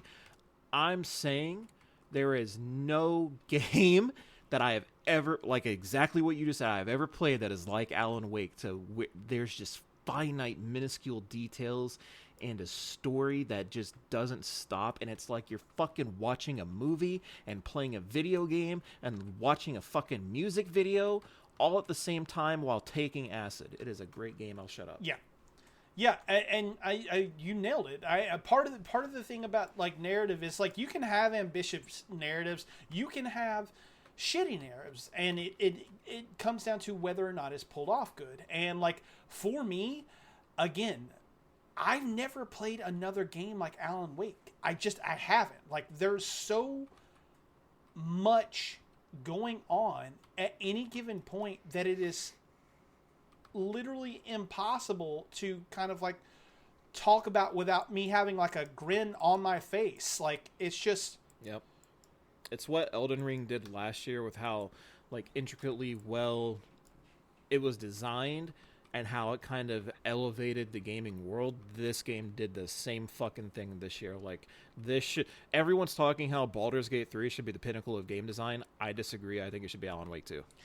Yeah, for me, like we don't have it as a category on here, but like if we did, I don't think that I could in good conscience put another game on here for game direction, because it's what you said. The game had a like it had something that it wanted to say, and it said it, and it did it in a way that like was wholly unique and original to it. Like there's not another game that is like Alan Wake 2. There just isn't. And like when you're able to execute on a vision like that, it's kind of fucking insane. You know? Yeah. I don't know. One thing that I will say, I'm glad that we're here and we're talking about it and we're giving it the credit that I think that it fully deserves. But there is something that I will say. I think that it speaks to me very specifically as a creative person. And I don't think that it will necessarily speak to everyone the same exact way that it spoke to me. Because of that, I could see why people would be upset with us and giving away this award to it. But like, I need people to understand that like, I think that the things that it's talking about are universal in a lot of ways, in not just like an artistic sense, but in like the game is very much about like doubt and about like the process of creation, like not just art, but like creating anything. It's very much like that sort of thing. And I think that it deserves more of a look than just, oh, it's for artsy fartsy people, it's for creative people. Like, no, it has a lot of stuff going on for it. I think it's great. I think it's excellent. We'll get into Game of the Year talk next week. Yep. Or next episode, I should say. Yeah, next episode. Cool. All right. Well, Alan Wake 2 it is. Yep. So we're down to our final Final two. final two. Our category, our upcoming category is. Oh, you take this one. This category is going to be best lead character. So last year we had The One, or Marissa Marcel from Immortality, winning, and this year we have Bassam from Assassin's Creed Mirage, Alan Wake from Alan Wake 2, Clive Rosfield from Final Fantasy 16, Miles Morales from Spider-Man 2, and Karlach from Baldur's Gate 3. I just spoke my piece on Miles Morales. I think that he is my lead character of the year for everything that I just said in terms of him. Like, I feel like this was his game. I feel like this was the game for him to stand out, be the bigger, better Spider-Man, and also be the better person. I think that he grew so much in this game for himself, for Peter, for his mother, for his community, for his friends. Like, this was such a really great game to just showcase Miles as a person and as Spider-Man all together. I think it was the perfect package for him. Yeah. I think that yeah, everything you said there's right. Like, I think that, like, for me personally, I think that he is the standout of the narrative. I don't know that he's like my favorite character, and I don't think that his journey in this game in particular spoke to me in the same way that, say, like, his journey in the Spider-Verse movies did. Oh, yeah. But I will say that I do think that a lot of people slept on his character. I don't think that he's as bad as everyone said he was, and I think that he is, like, very similar to what you said, is the standout. And I'm going to say the hottest fucking take, and you can all fucking stuff it. That last suit that he gets is fucking awesome. Shut your mouths. Fuck you all. Fuck you all. Okay. As much... Yeah, these are all your... Oh, wait, Bassam's mine too. Oops. Oops. Oops. Okay. Tell me a little bit about Bassam. So I was first introduced to Bassam in Valhalla, and it was weird because, I mean, it kind of followed the suit of the past two games, but I was looking at the Brotherhood from an outside point of view. I was looking from Eivor, and I was kind of learning through Eivor who Bassam was. Not going to spoil anything, because I highly recommend, I don't fucking care if you play Valhalla, but I highly recommend Mirage. You learn a lot about him. So I picked up this game knowing kind of the end game for Bassam, but not the beginning. And through this game, it kind of gives me Assassin's Creed 2 vibes. Like, you're a kid off the streets and you're about to kind of make your mark on the Brotherhood, and you get to kind of grow up with Bassam and see his best friend and the people in Baghdad that he's lived with, you know, and helped or stolen from.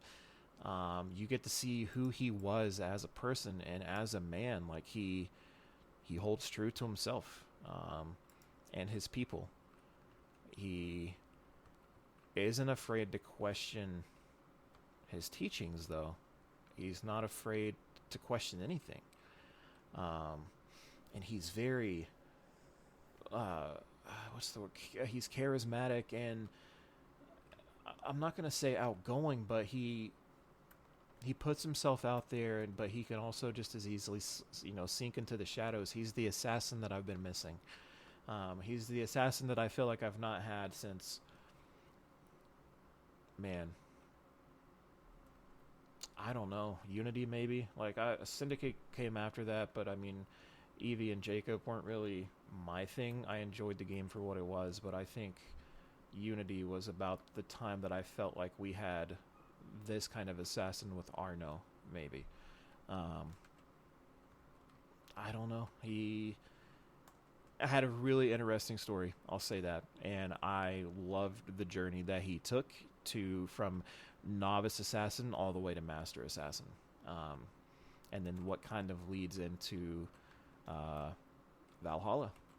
Um, it's it's a really fun story, and he made the journey so much better. Hell yeah. Okay. Um, Clive is a hunk of a man, and I love the journey that he goes on, and I really think that Ben Starr's performance does a lot for me in making the character as, I don't want to say good as he is, but as I mean, for lack of a better term, for as good as he is. Like, I don't think that if anyone else had been playing him other than Ben Starr, I'm not sure that I would feel quite the same about the characters I do. I really think that Ben Starr's performance in this game, like, really sold me on Clive as a character.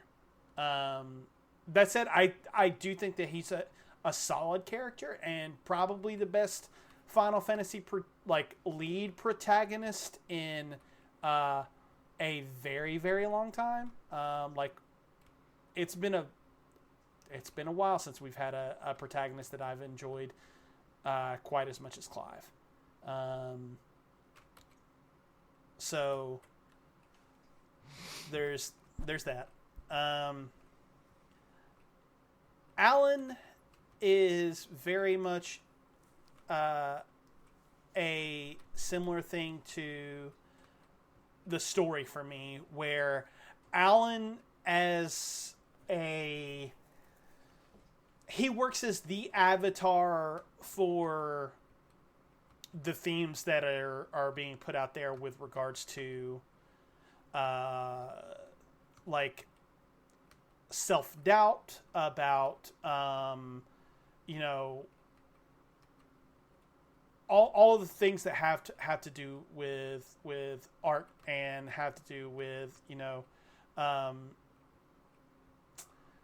like struggling and not having like putting yourself into everything, and then it's still like it being the villain and you being the villain. And I think that the story has a lot to say. And I think that if this were, say, like, I don't know, for lack of a better, I guess, comparison, maybe, like, if this were just Control, with this narrative, I don't think that Jesse is as strong enough of a character to handle this narrative, and I think that it shines because Alan is the character that he is.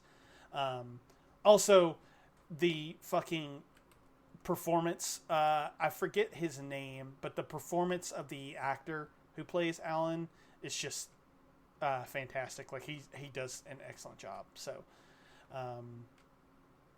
great stuff there. And then, last but not least, my girl Karlak, because I love her. That's it. She's the best. You know how you were like the other day, I was like, I don't know how to choose between Shadowheart and Karlak, and you're like, for me it's easy. I'm like, now I'm like, yeah, I think it is easy. Yep. I love her so much, dude. She's just the fucking best. She is literally everything. So that makes it so much easier. So our choice is Karlak. Sorry, Austin.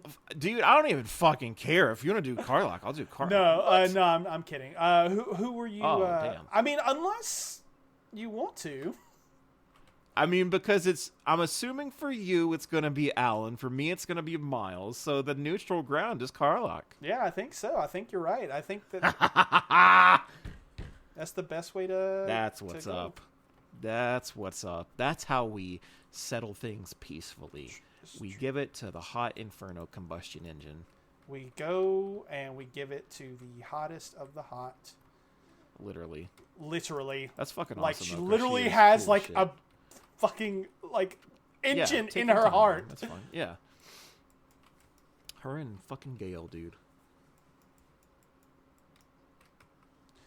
Okay, Karlach it is. I'm okay with that. Karlach it is. I got no problems, man. Literally no problems. That's an easy Easy fucking peasy. All right. Well, I mean, I guess with that said, we're on to the last category, which is always very fun and always very hard. So I guess let's I don't know. Let's get it out. It's best old game. The nominees, Cyberpunk 2077 was the winner last year. Our nominees this year are Bloodborne, Final Fantasy V, The Swapper, and Final Fantasy VII Remake. We didn't get a fifth nominee, but that's okay. We didn't need one. So real quick before we do this, are you going to do anything for favorite moment of 2023? So I had thought about that because it is something that we did with this category, or like with this series of this episode, I guess I should say. And it is something that we did with this episode last year, but I don't know. I guess I'm okay with not including it since Austin's here and we can do it whenever he does get here. Okay. I'm going to cheat. The reason I'm saying that is because I have to speak on the Swapper real quick. Okay. And I told Justin this was coming because I said I wasn't finished with my story with this game and why it left so much of an impact. And this is going to be a little long because I've been waiting to talk about this for a while. And I by no means want this story to be like this is the definitive choice. But the Swapper is on this list. And I'm sorry this is going to be long-winded, but the Swapper was one of Justin's picks for me. And this game had me very curious because last year he put me on to Neon White, and that wound up being my game of the year. So going into this year, with that in mind, I was really optimistic about both Kentucky Route Zero and the Swapper. And I have nothing bad to say about KRZ at all. It was a beautiful ode to American folklore, and it had like a really incredible stylistic approach to the art direction and a really great soundtrack to match. It was a really good game. I have nothing bad to say about it. So why did the Swapper resonate with me so much more than that? A game that in theory, you know, given my expansive amount of time and love for indies, KRZ should have stolen the top spot in terms of like best old games for me. It didn't, and unfortunately, it's not really a happy reason for why it didn't, but it kind of is. I'm going to be honest with you. I don't know if I've spoken about this or not publicly to you or anyone. This past year was not a good year for me. I was actually at my lowest of low, and to make a long story short, I went to the doctor one day in hopes of like getting my ADHD treated because I just needed it. I needed focus. So she ran through what seemed like about 20 questions. And I'm thinking in my head, okay, this makes sense, you know, just so no one waltzes in here thinking that they're going to diddle their way to an Adderall prescription. You know, you got to go through some screening. So I was like, whatever. It wasn't that. And in fact, it was a fucking con the whole time, because when she finishes her 20-question game, her literal words to me were, so those were all questions to screen you for anxiety and depression, and I'm going to refer you out to a psychologist in our network. In the meantime, I can give you a prescription of Prozac to help you with all of that. And I immediately said no. I've had a thing with pills my whole life. I never wanted it to make me like an artificial version of me. I didn't want to live like that. So fast forward a week, and I'm not good. I'm going to be honest with you. It was a culmination of work and personal life and those good old friends that I always knew I had, but until recently, until that day, I was reminded that I had them, and that was anxiety and depression. It was just all culminating, and I was not doing good. And to be brutally honest, I hadn't felt happiness in a long time. Like, you can feign a smile, you can laugh with your friends, but I feel like to know happiness is something else. I couldn't, to that moment, even describe to you what it felt like or what it should look like. I couldn't. It had been that long. I was kind of living a lie, if I'm being honest with you. I know I go to the gym, and that, it kind of helps. It helps me release something, and it feels good, but it's always temporary, or it was. Everything genuinely was meaningless to me, and I woke up one morning and I didn't have work that day, and I said that was the day. And I hate to say it because it's scary and I don't want people to hear it and panic, but that was the day I really said to myself I didn't want to be here anymore. That was not easy. I went through that day empty. I wasn't relieved that I came to that conclusion. I wasn't happy, obviously, and I wasn't sad. I wasn't even mad. I just kind of was. And I can't tell you much about the day other than I went to the bed that night just thinking about video games. I think it's been a part of my whole life, literally since I was single digits, as far back as I can remember. And that was just kind of what I clung to that night.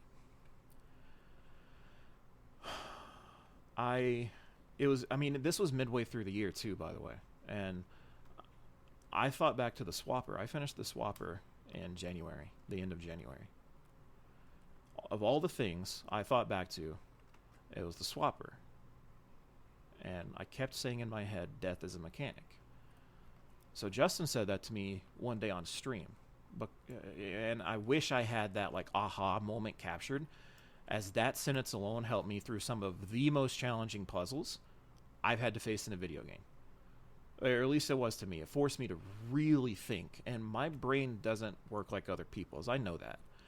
And while I was streaming it, I remember thinking, literally how much of an idiot I must look like. Because I'm sure the answers were right there to some people, but my brain doesn't work like that. But I kept on, utilizing death as a mechanic. Gallivanting through, endless fucking platforms and puzzles and just this desolate atmosphere, always on the hunt for answers as to what was next in the story, right? And then, you make it to the end. And this is a game where you're constantly cloning yourself, switching to that clone's body, discarding your old body, and moving on without a second thought. And then the last thing you do in the game comes down to a choice. You're literally, and it's vague to remember this, but you're about to be trapped on a moon or a planet or asteroid, something. I don't remember what it truly was. I don't know. But you're about to be trapped, and across the chasm, you're in front of this giant fucking chasm, essentially. But across the chasm is another person. It's the first person that you've caught up with all game that you've visibly been able to see. And they turn to leave you on this place alone. And your only choice is to die. Or you can utilize the same mechanic that you've used all game. Send your soul to their body, put their soul in your body, and you get to escape, but they're left behind. So that's a fucked up choice. And I know I'm spoiling the game, but I don't anticipate a lot of people are going to go back and play this. But it hit me fucking hard, dude, when I played that. And I couldn't do it, if I'm being honest with you. I didn't want to. I didn't want to take someone else. I know it's a fucking video game, dude, but I didn't want to take someone else's life away just so I could live to see another day. I felt just weird in that moment. So I stayed. I let the person left, and I was just there. I thought the credits were literally about to roll. I thought that was game over, and it wasn't. I, unfortunately, could still move.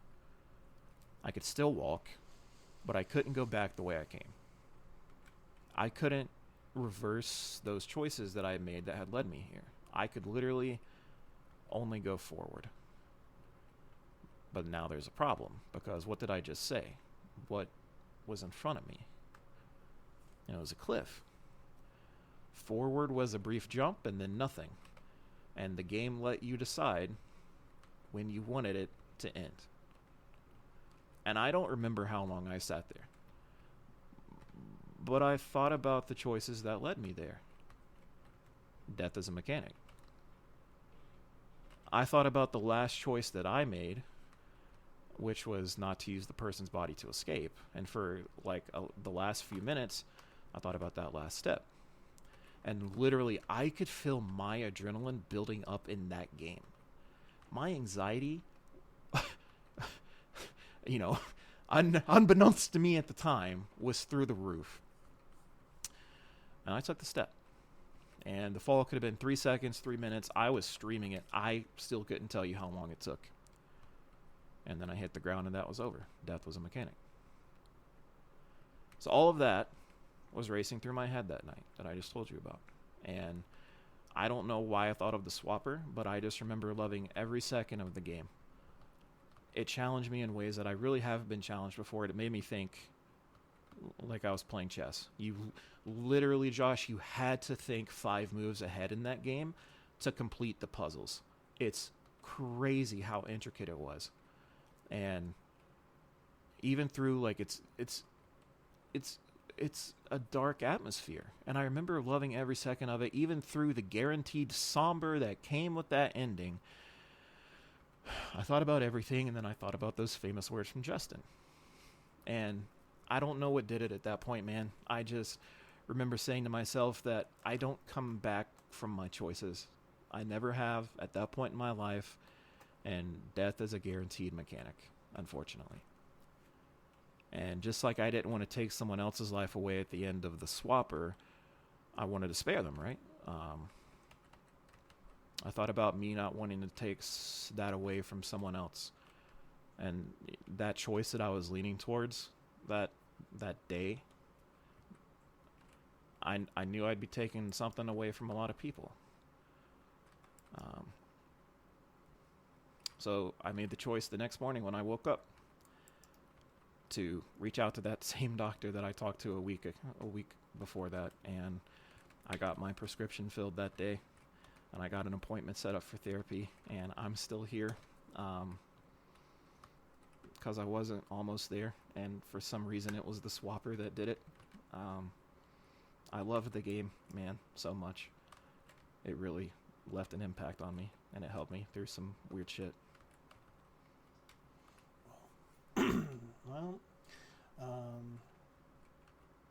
toaster bath is not fun. Toaster bath hurts someone. I hate everything that just happened.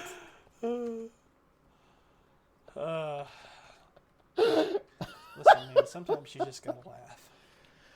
Oh, you do.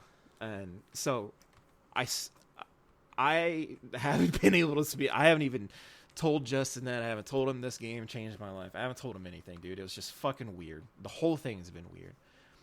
That game, I think, didn't we sit down and reevaluate our top games of all time this past year?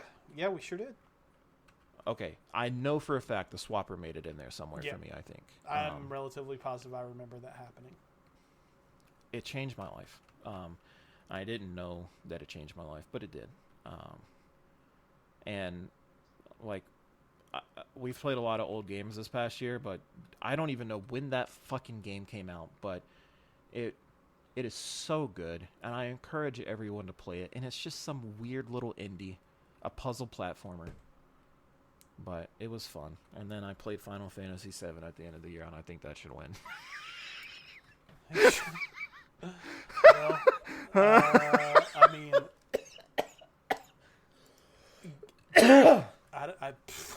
I just choked on myself. I don't know what that means. I don't know that we need to necessarily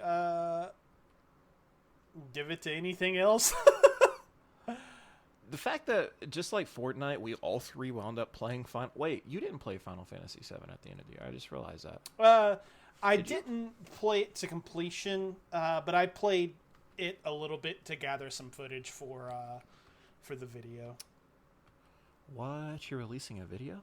We'll see. Alan Wake 2, I am my own worst enemy. You should make a video on Alan Wake 2, if I'm being real. That would be interesting. Should. You probably should. But I know Austin's playing Final Fantasy VII right now as well. I'm not right now, but the past few nights, whenever I pull up his PlayStation shit, it says Final Fantasy. So, but it still says Chapter 1, and I know it's not a long chapter, so I don't know what the fuck he's doing. I don't know, he's doing something. He is doing something. I'm assuming you put Final Fantasy V on here. I did. We'll take it off. Final Fantasy V is a game that had kind of like constantly been on my list of games that I really wanted to get to because I just had never played it before.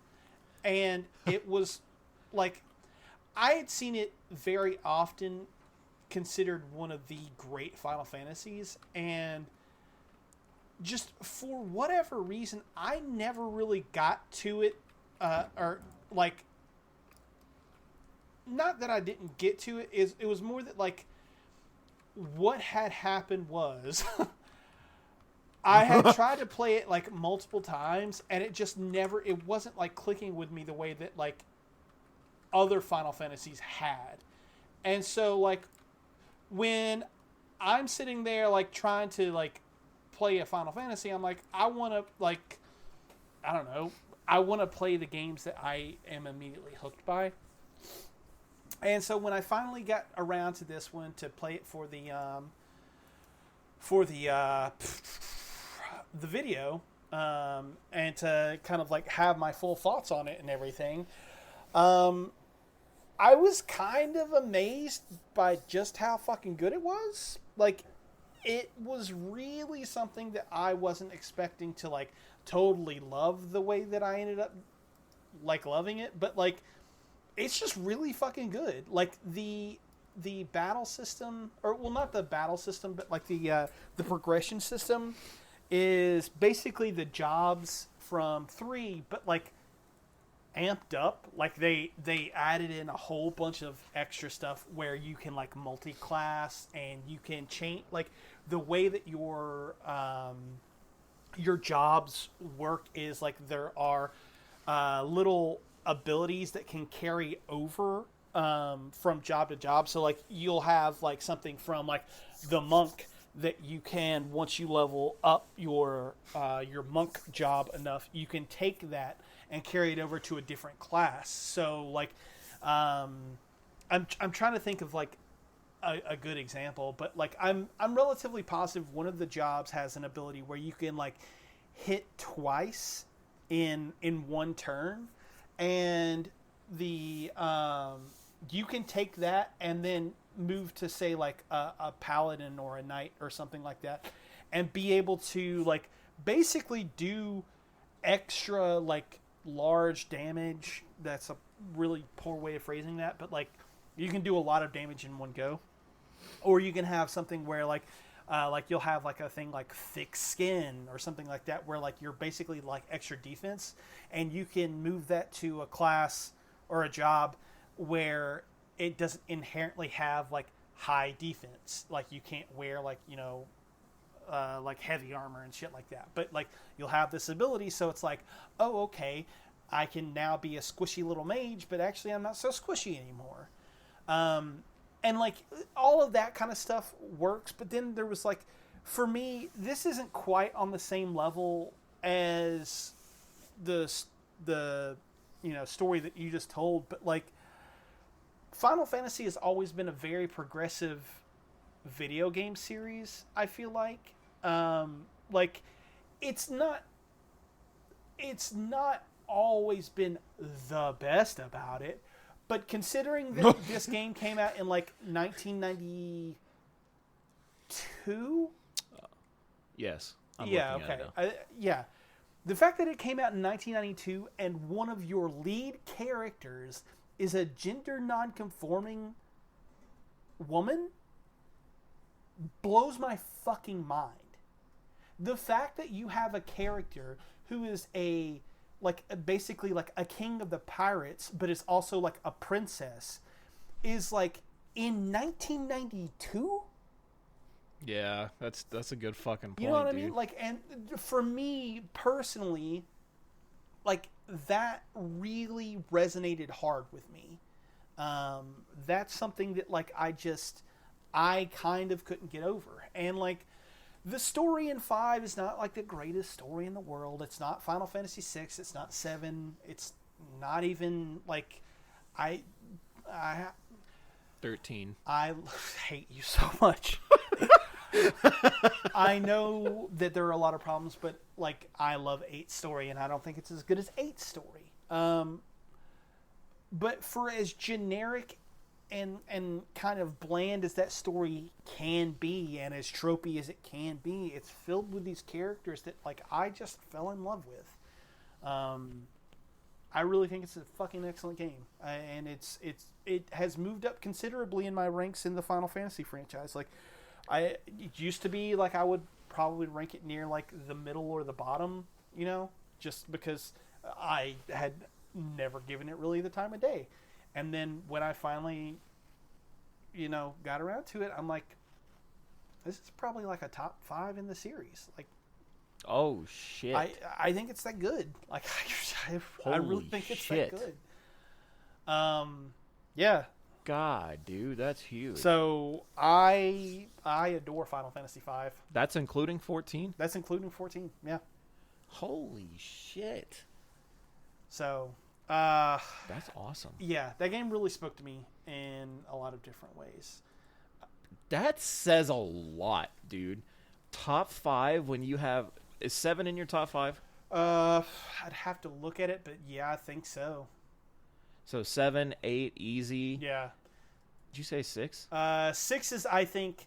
it's not my favorite Final Fantasy, but I think it is definitively the best Final Fantasy. So can we say top 5 for sure? No, because 14's in here. That's crazy that this came this year that you played it for the first time? Yeah, all the way through for the first time.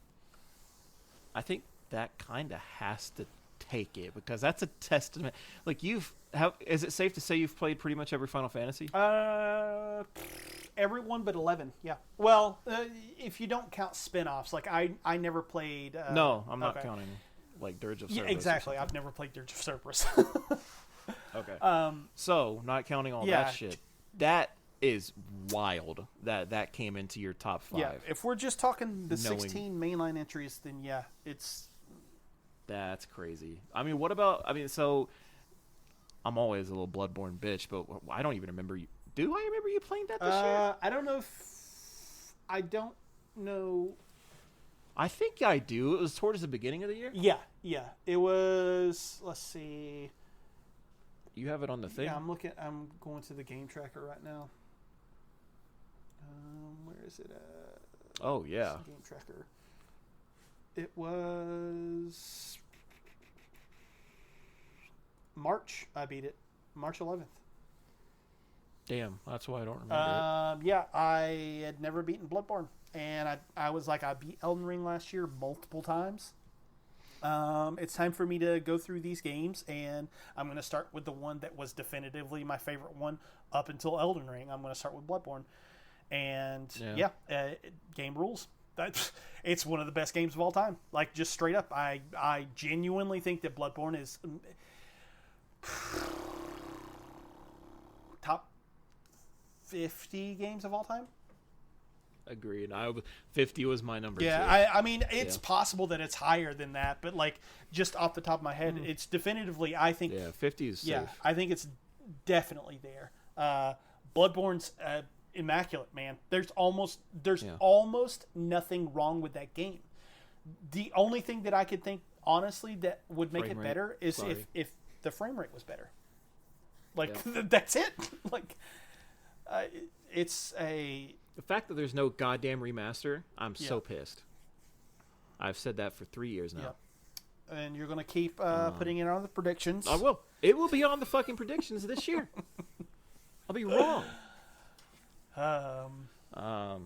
Dude, I'm kind of okay because I started playing Final Fantasy VII Remake at the end of this past year, and it is blowing me away. And I don't want to give any thoughts until I finish the game, but I'm on chapter 9 of 18, so I'm halfway.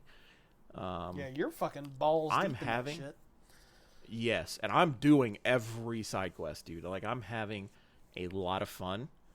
I have waited this far in my life so I've told you this, but I knew who Cloud, Tifa, Sephiroth, Yuffie, Barrett, all these characters. I've known them because of Kingdom Hearts and other media like Advent Children.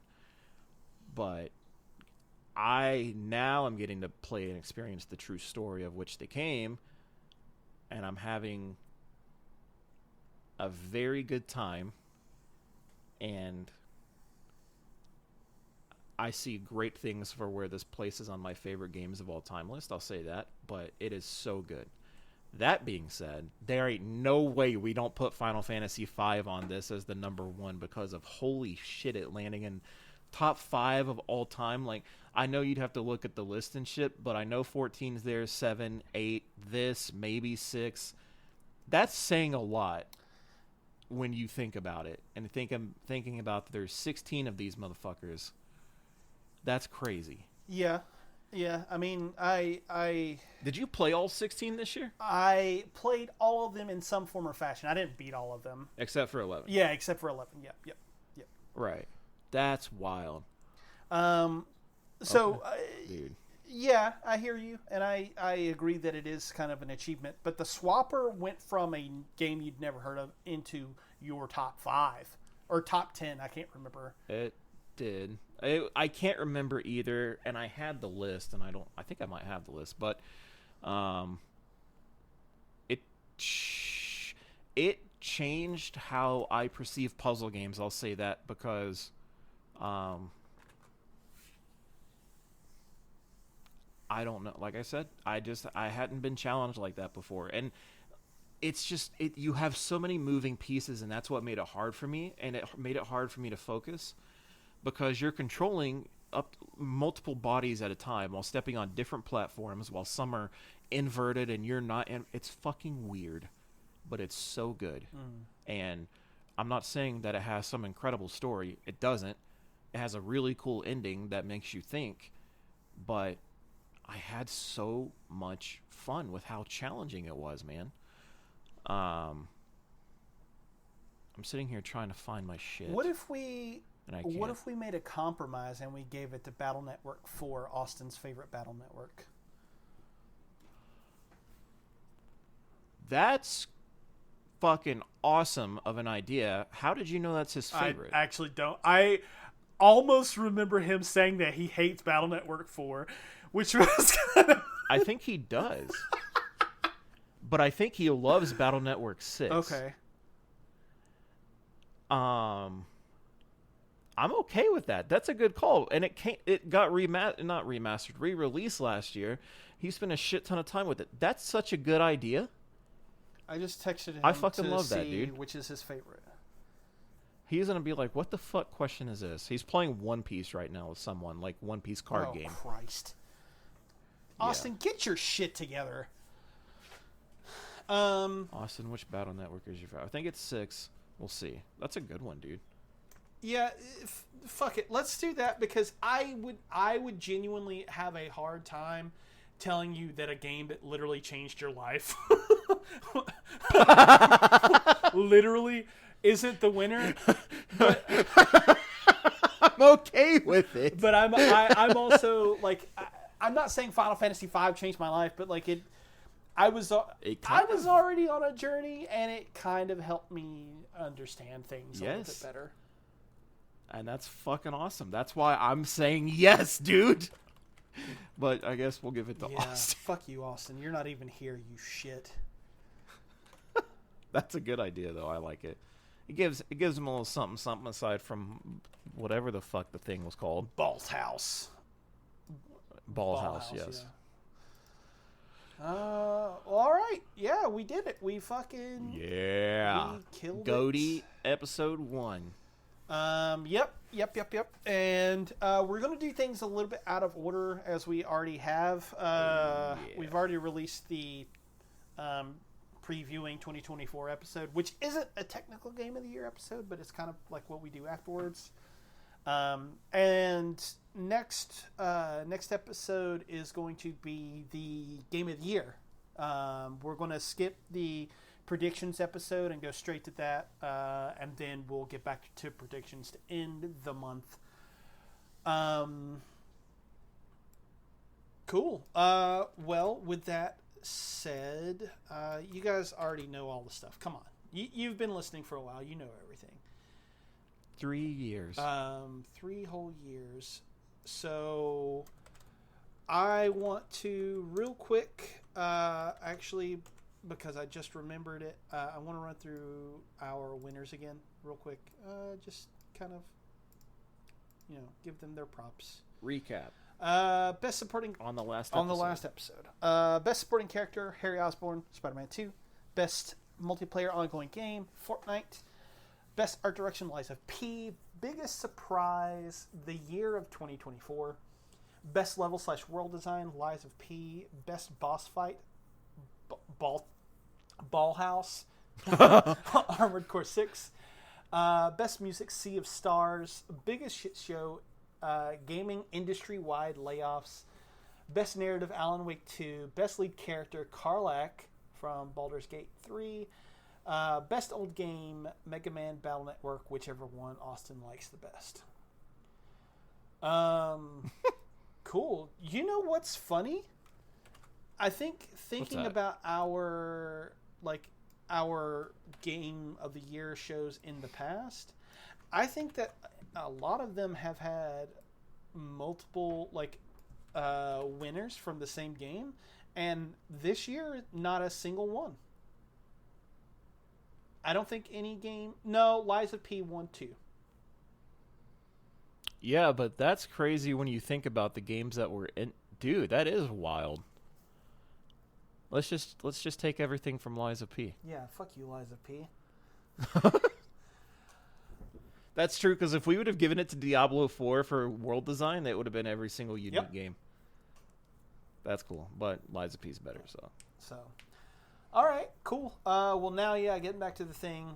Everybody knows everything about all the things. Just be nice to one another. You're smart. Yeah, you're smart. You know what you're doing. That all said, I mean, this isn't technically our end of the year episodes because we are recording them in January, but I do want to say thank you very much for everyone who is on here doing things with us.